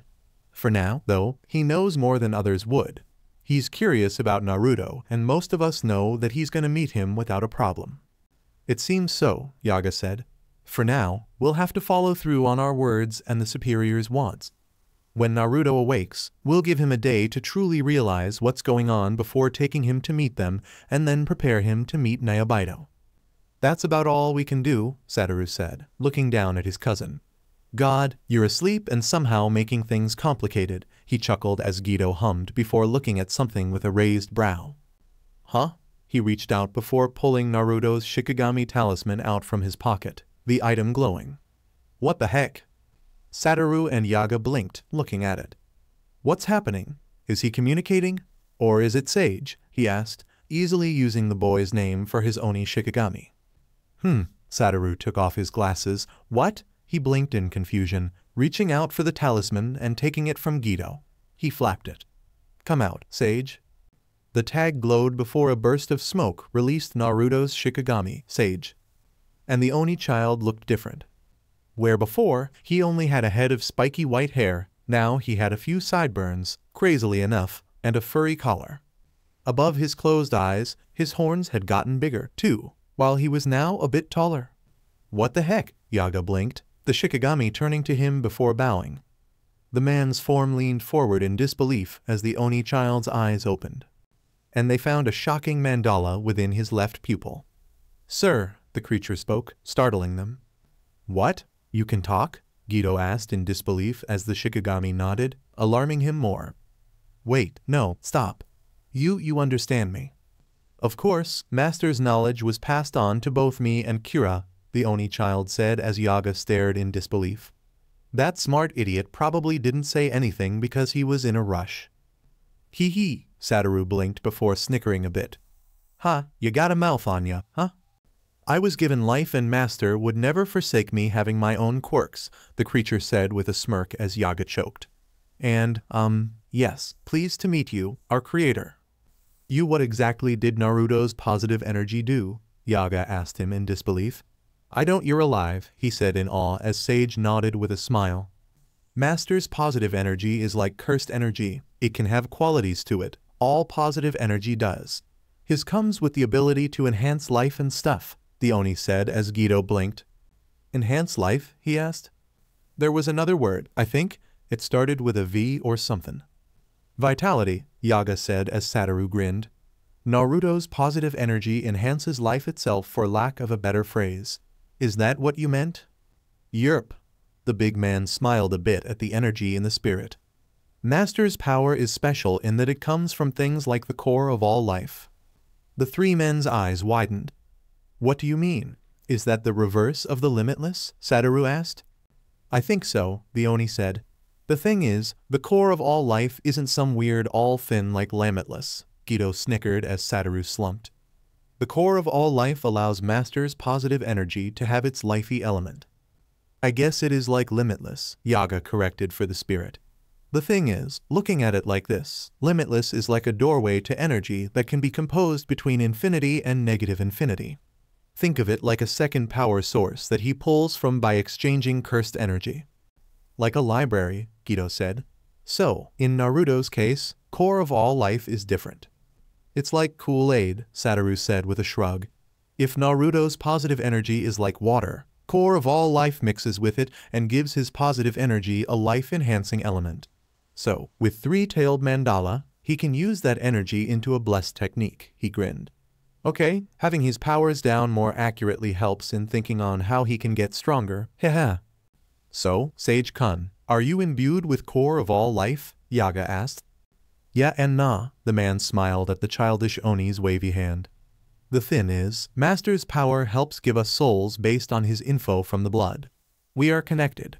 The moment something happens to that connection, we're kaput. the said animatedly, dragging his thumb across his neck. Wait, Guido blinked. So, you can't be exercised? I don't think so. Well, maybe. Right now, the power in Master isn't settled. We heard about that, Satoru said. He forced it out too early to save Riko.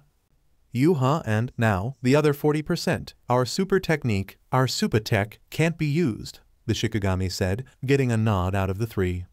Master probably can't even use the first one, though, so that's kinda far off. So, if I may, Naruto's three-tailed mandala is, in fact, the inverse of the 6 eyes, right? Yaga asked. Yep, Master's three-tailed mandala allows him to use positive stuff a lot more than most people. He can't see like the 6 eyes, but he can use positive energy like a champ. I see, Satoru cupped his chin in thought. So, just wondering, is there a way for him to gain that last 40%? I think so, the Oni said, rubbing the back of his head. We don't know what's on that side since Master kinda pushed things, so anything could happen. Okay, so Naruto would have to train hard to use it somehow. So, why did you come out, Sage-kun? Yaga asked. Not to say it hasn't been pleasant to meet you, but how could Satoru release you? Are you not bonded with Naruto? I am, but it because Master's power sort of overcharged me seal, the Oni explained. It's gonna happen as he gets a hold of it. I'm gonna get bigger and stronger, the boy said with his arms up in cheers before he began to wave about like a leaf. Satoru and Guido joined in without even thinking about it while Yaga facepalmed. Yep, these were his students, all right.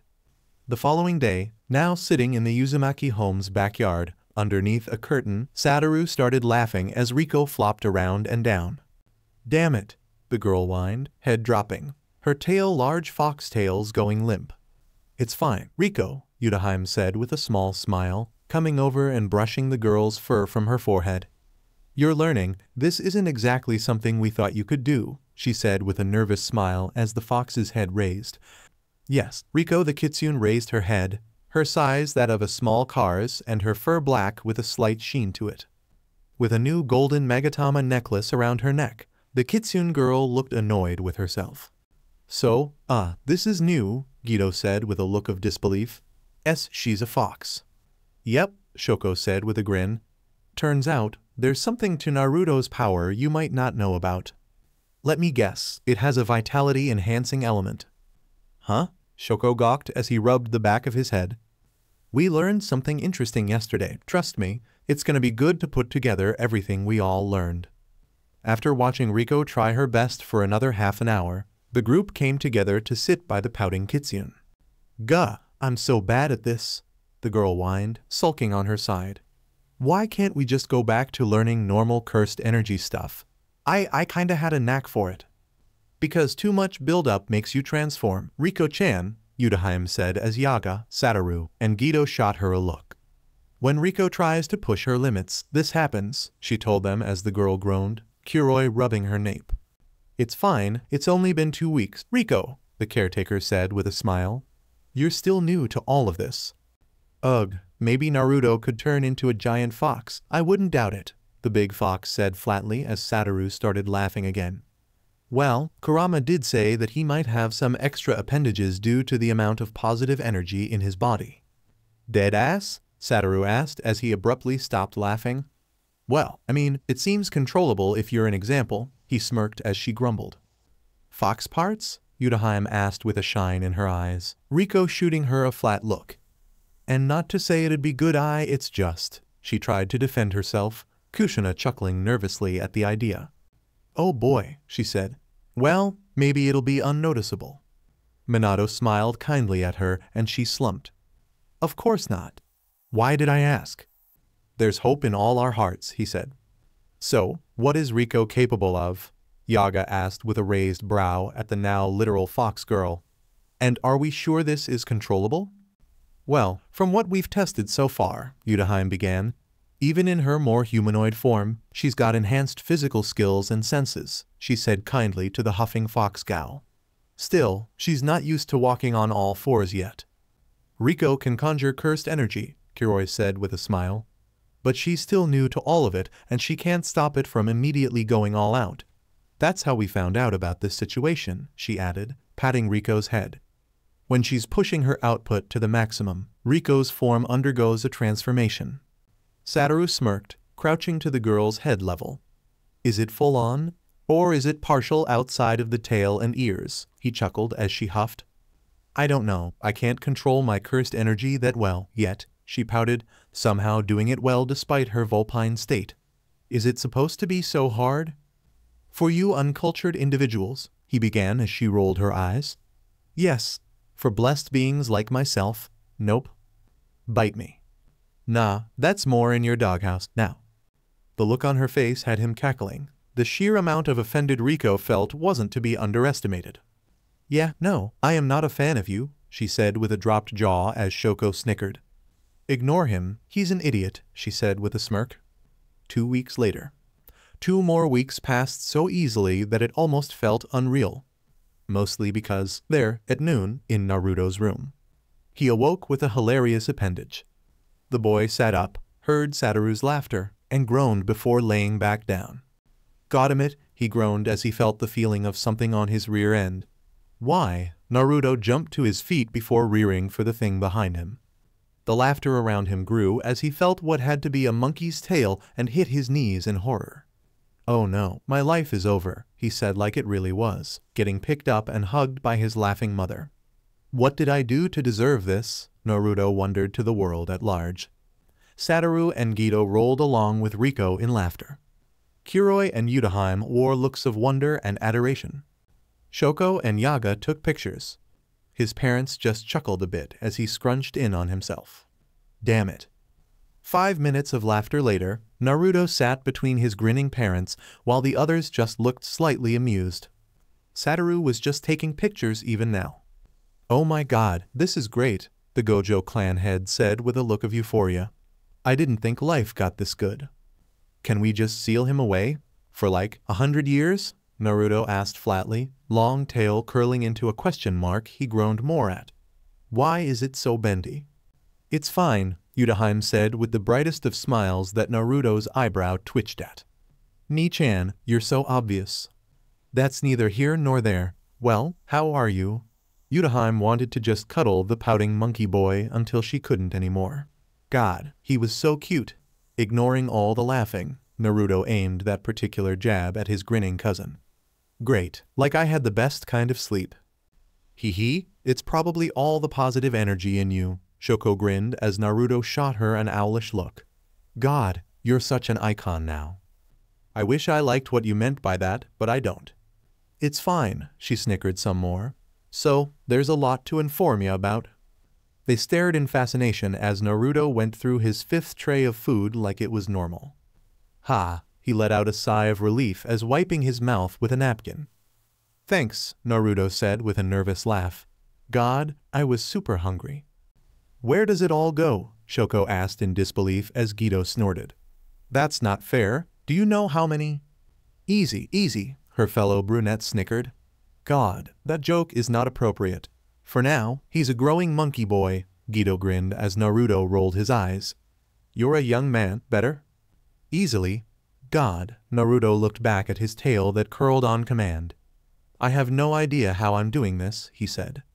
The tail came around and curled into a spiral before uncurling and adjusting his kimono's collar.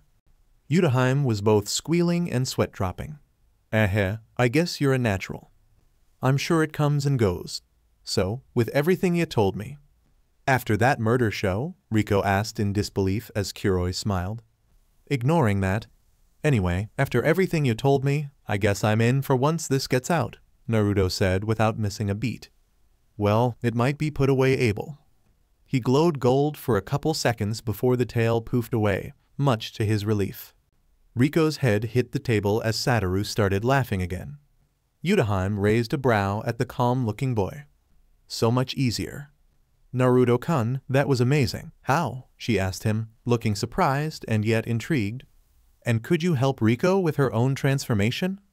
Sure, it's my responsibility as is, Naruto said with a shrug as Riko's head came up with a look of relief. Hehe, though, I'm guessing I have some meetings to deal with first. Take the day to reorganize yourself, Yaga said with a nod as Naruto sighed in relief. Besides, you may need to mind your control for a bit more lest it come out at the worst moment. Gotcha, Yaga-sensei. Naruto wore a sad look as he sat in front of the tombstone, sighing a good bit. Got him it, he said with a grimace. I wasn't strong enough to stop this. The blonde knew he couldn't just beat himself up about it. Mind you, he couldn't have planned for the drawback for his powers after forcing it. Hell, he wasn't sure what the drawback was yet, but he knew he'd be reeling for a good bit. Well, Toji-sensei, I guess you were right, in a way, Naruto said with another sigh. I didn't die even by you. Too bad it came with the cost of your life. Watching the boy recollect by the tombstone, the others truly were surprised by how solemn he was. He must have been training him for a while, Satoru said, shades on but his eyebrows twitching a bit. Oh God, are these not enough anymore? He muttered, taking off his glasses with a frown. It's kinda surreal considering the history of the two clans, Shoko said with a somber look at the blonde's back. A GOJO and Zenin, neither of them had issues with one another despite one's profession even. That says either a lot about them or about the old blood in your families, she said to Satoru who hummed. It's both, Gito stepped in, a hand on Satoru's shoulder while Kushina nodded. The elders would never give in to making their clan members hate us and vice versa about our own, the female Gaju said. Hate's a vicious cycle that doesn't even make sense half the time. We live in one of those many times. It's unfortunate, Yutaheim said with a small frown. Considering everything, that man really did care about Naruto. Even with knowing there was probably a humongous price on the boy's head, with the boy unprotected and at his mercy. Toji Fushiguro had been fine to leave him be. He ensured their mission became a success in some twisted fashion. How the world worked sometimes would forever elude her. Still, he left Naruto a lot, didn't he? Riko asked. He must have gotten paid for downing me and he already had it written down. Probably not just for Naru, Satoru said, confusing them. Satoru, Yaga said. His son's Megumi Fushiguro. He was originally gonna pass him on to the Zenin clan a bit back, remember? The clan head told them, getting wincing expressions for his troubles. But he told me to do as Naruto would when he got both the tool and the note. He really put his trust in Naruto. The boy in question had just opened up the paper on the baton before squeezing the middle of the cursed tool tightly.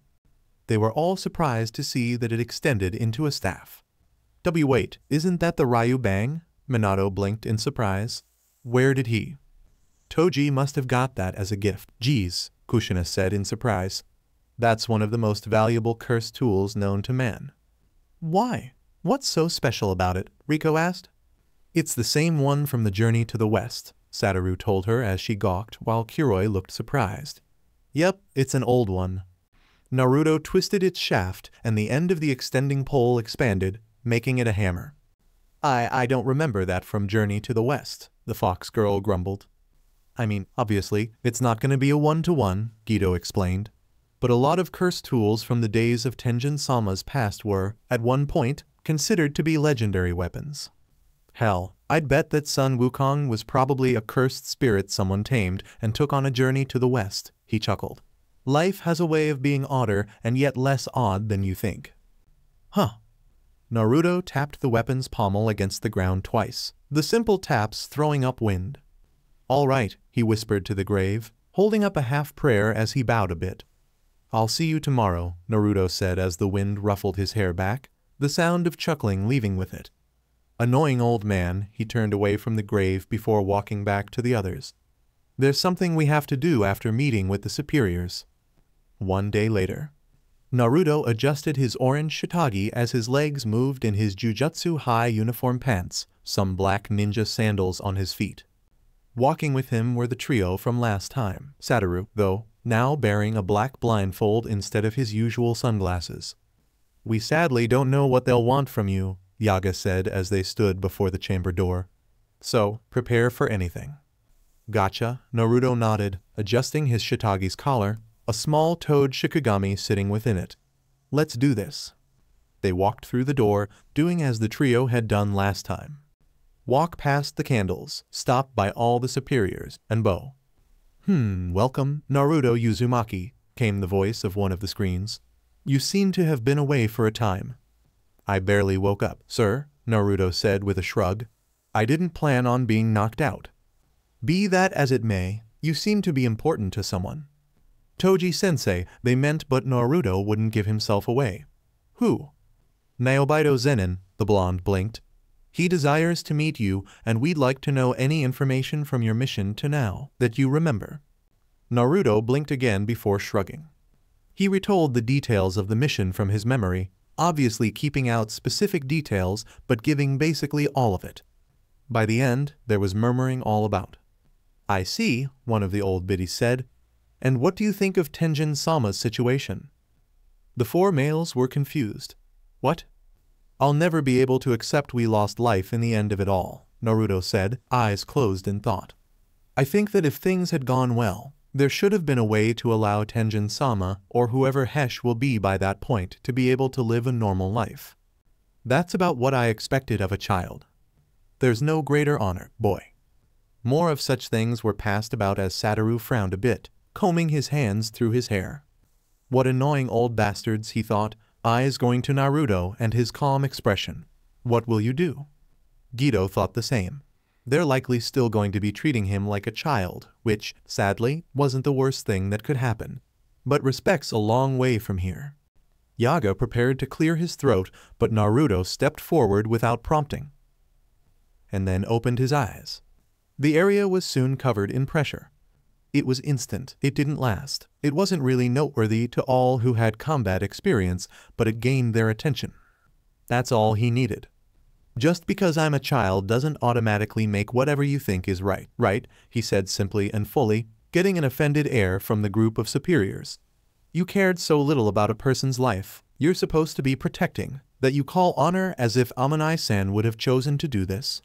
She wasn't involved. She wasn't a sorcerer. She was just a civilian, and you all seem so happy to just ignore the person you're supposed to protect? Are you actually sorcerers? Insolence, a shout echoed out the room. Stand down. No. A screen began to emanate cursed energy, a sickening pressure beginning to drown the room.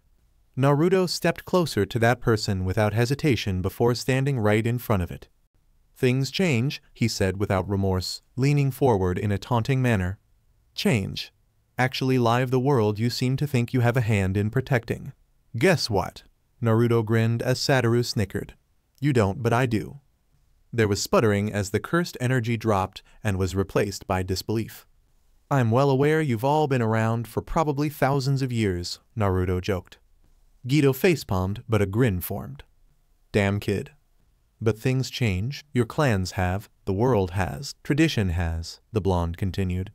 Just because things were one way in the past doesn't mean they work anymore. Right now, the star plasma vessel was just a teenage girl we plucked off the side of the street. This person isn't going to be the same as Tenjin was. It's a merger, isn't it?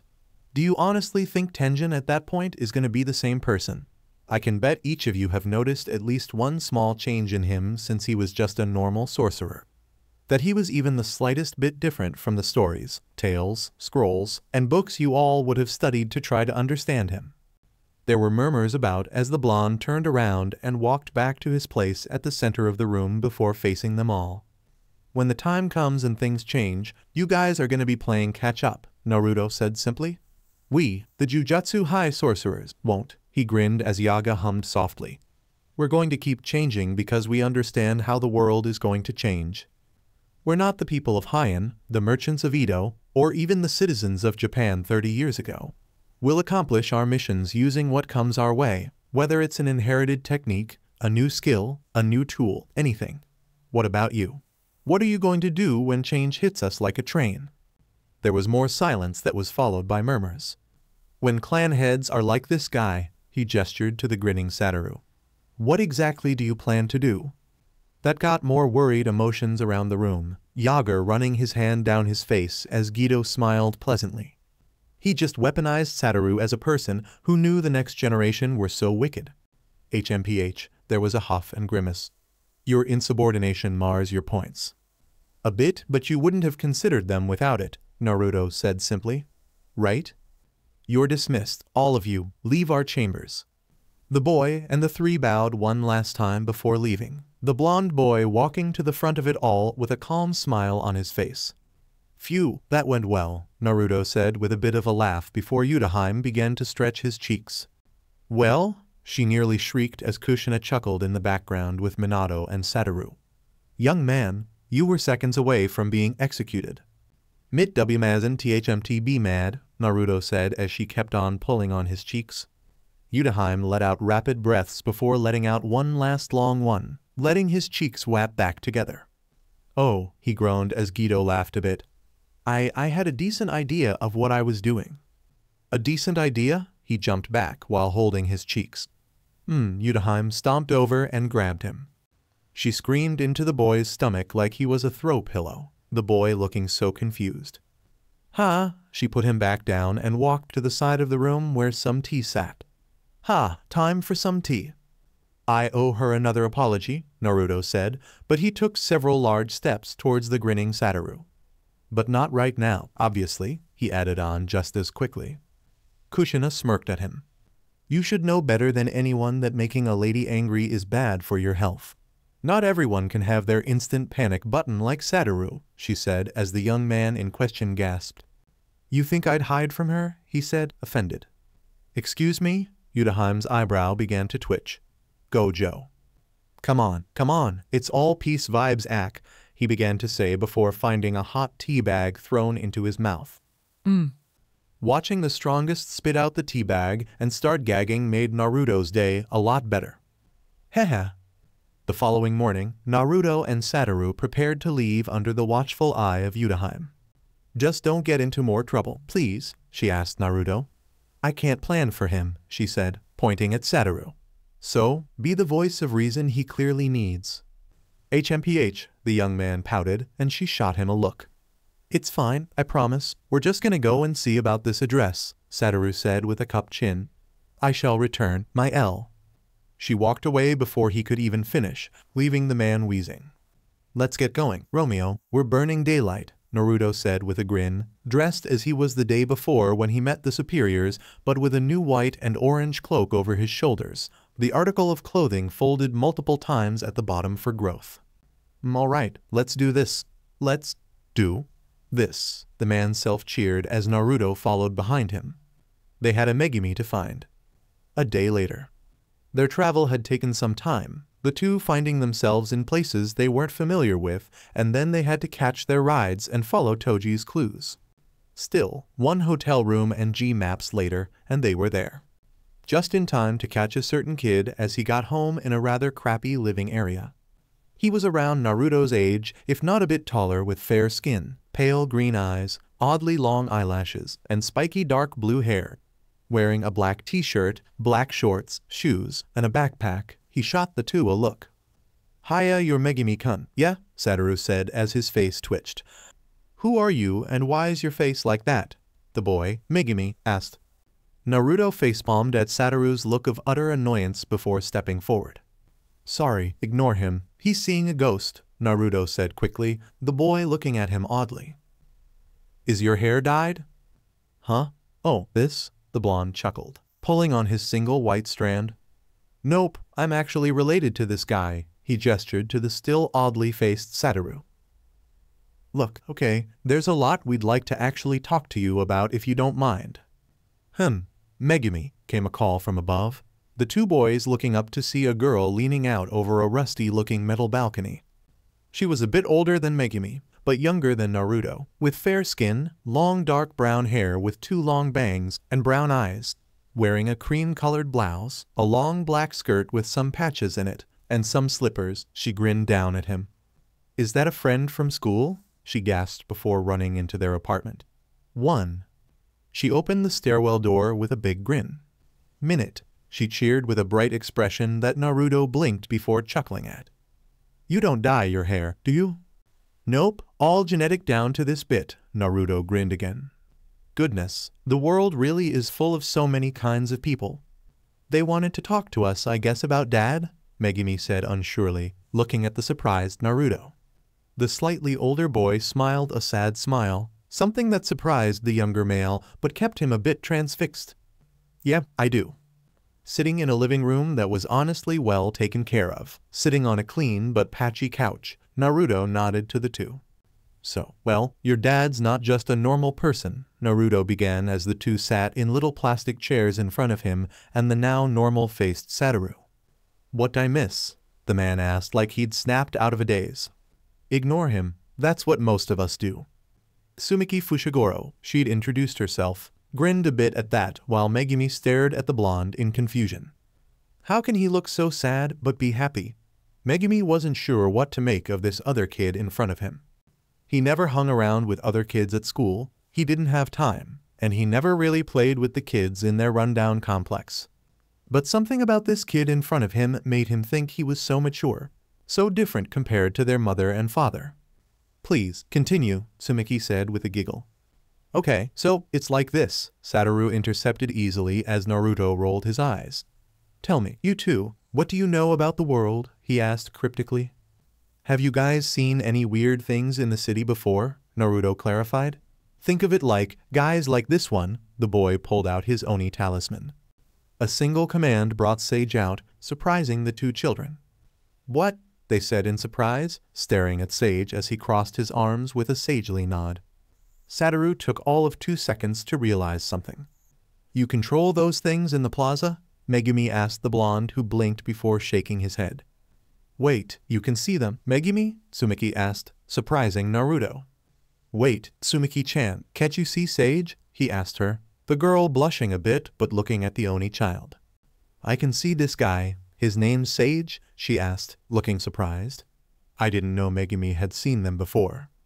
The boy flinched, looking a bit guilty, the picture coming together for both GOJOs.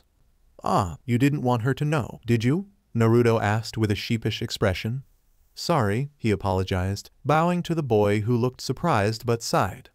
Megumi, Tsumiki said in concern. You never worried about them, Megumi began. I figured you couldn't see them so I never said anything. I would have sounded like a crazy person. Well, you're not, Satoru said with a smile as the two looked at him. And I have a feeling Tsumiki-chan is feeling the same way, he grinned as Megumi looked at his sister in surprise. Tsumiki blushed, fiddling with her skirt. I didn't want to worry you, she said slowly. I thought you couldn't see them so I just acted like I couldn't. Hee, Naruto grinned and the siblings looked at him. I can tell, you guys care about each other a lot. You didn't want to burden the other with the idea of actual monsters. That's kind of you. Both of you, he praised as they blushed, looking flustered. So, the thing is, Toji, your pops, was my master since I was 4. He went on to explain their training, the world of jujutsu, the 2 schools, and the rest of the basics of their side of the world. By the 30-minute mark, the two stared at him in surprise once they saw his tail. Jujutsu, Tsumiki said slowly. Megumi, do you get it? Yeah, the boy said, head down in thought. So, that's why I saw Dad again. His head came up so he could address the surprised Naruto. What? Well, Dad used to not be home a lot, the other boy explained. Especially when my mom wasn't around anymore. You guys are step-siblings, Satoru understood, the two nodding. After Mom died, he was nearly gone all the time, Megumi continued. But then he came home about a year or so ago, he said, looking Naruto in the eyes. Maybe that was because of you? I don't think he really understood what he was doing, but we'd never seen him in so long, so we just welcomed him home. Dad looked so weird about it, Tsumiki said with a small, somber smile. He was always so loud and full of energy, but this time, she smiled a bit brighter. He spent the whole week with us, talking to us about stuff in school. It was so cool, she said with bright eyes as Megumi nodded. He, came by maybe 3 more times and did the same thing, but we never saw him after that. Naruto grimaced at that. Didn't he disappear with Tsumiki's mom? Megumi asked Naruto, who rubbed the back of his head. He didn't? No, he's dead, Satoru said simply and seriously. The two kids stopped and stared at him, Naruto flinching at the sheer bluntness of his cousin, but knew he'd just beat around the bush. The two kids swallowed, processing the information before Naruto got up and pulled out a piece of paper. He never forgot you two, you know, the blonde said softly as he handed it to them.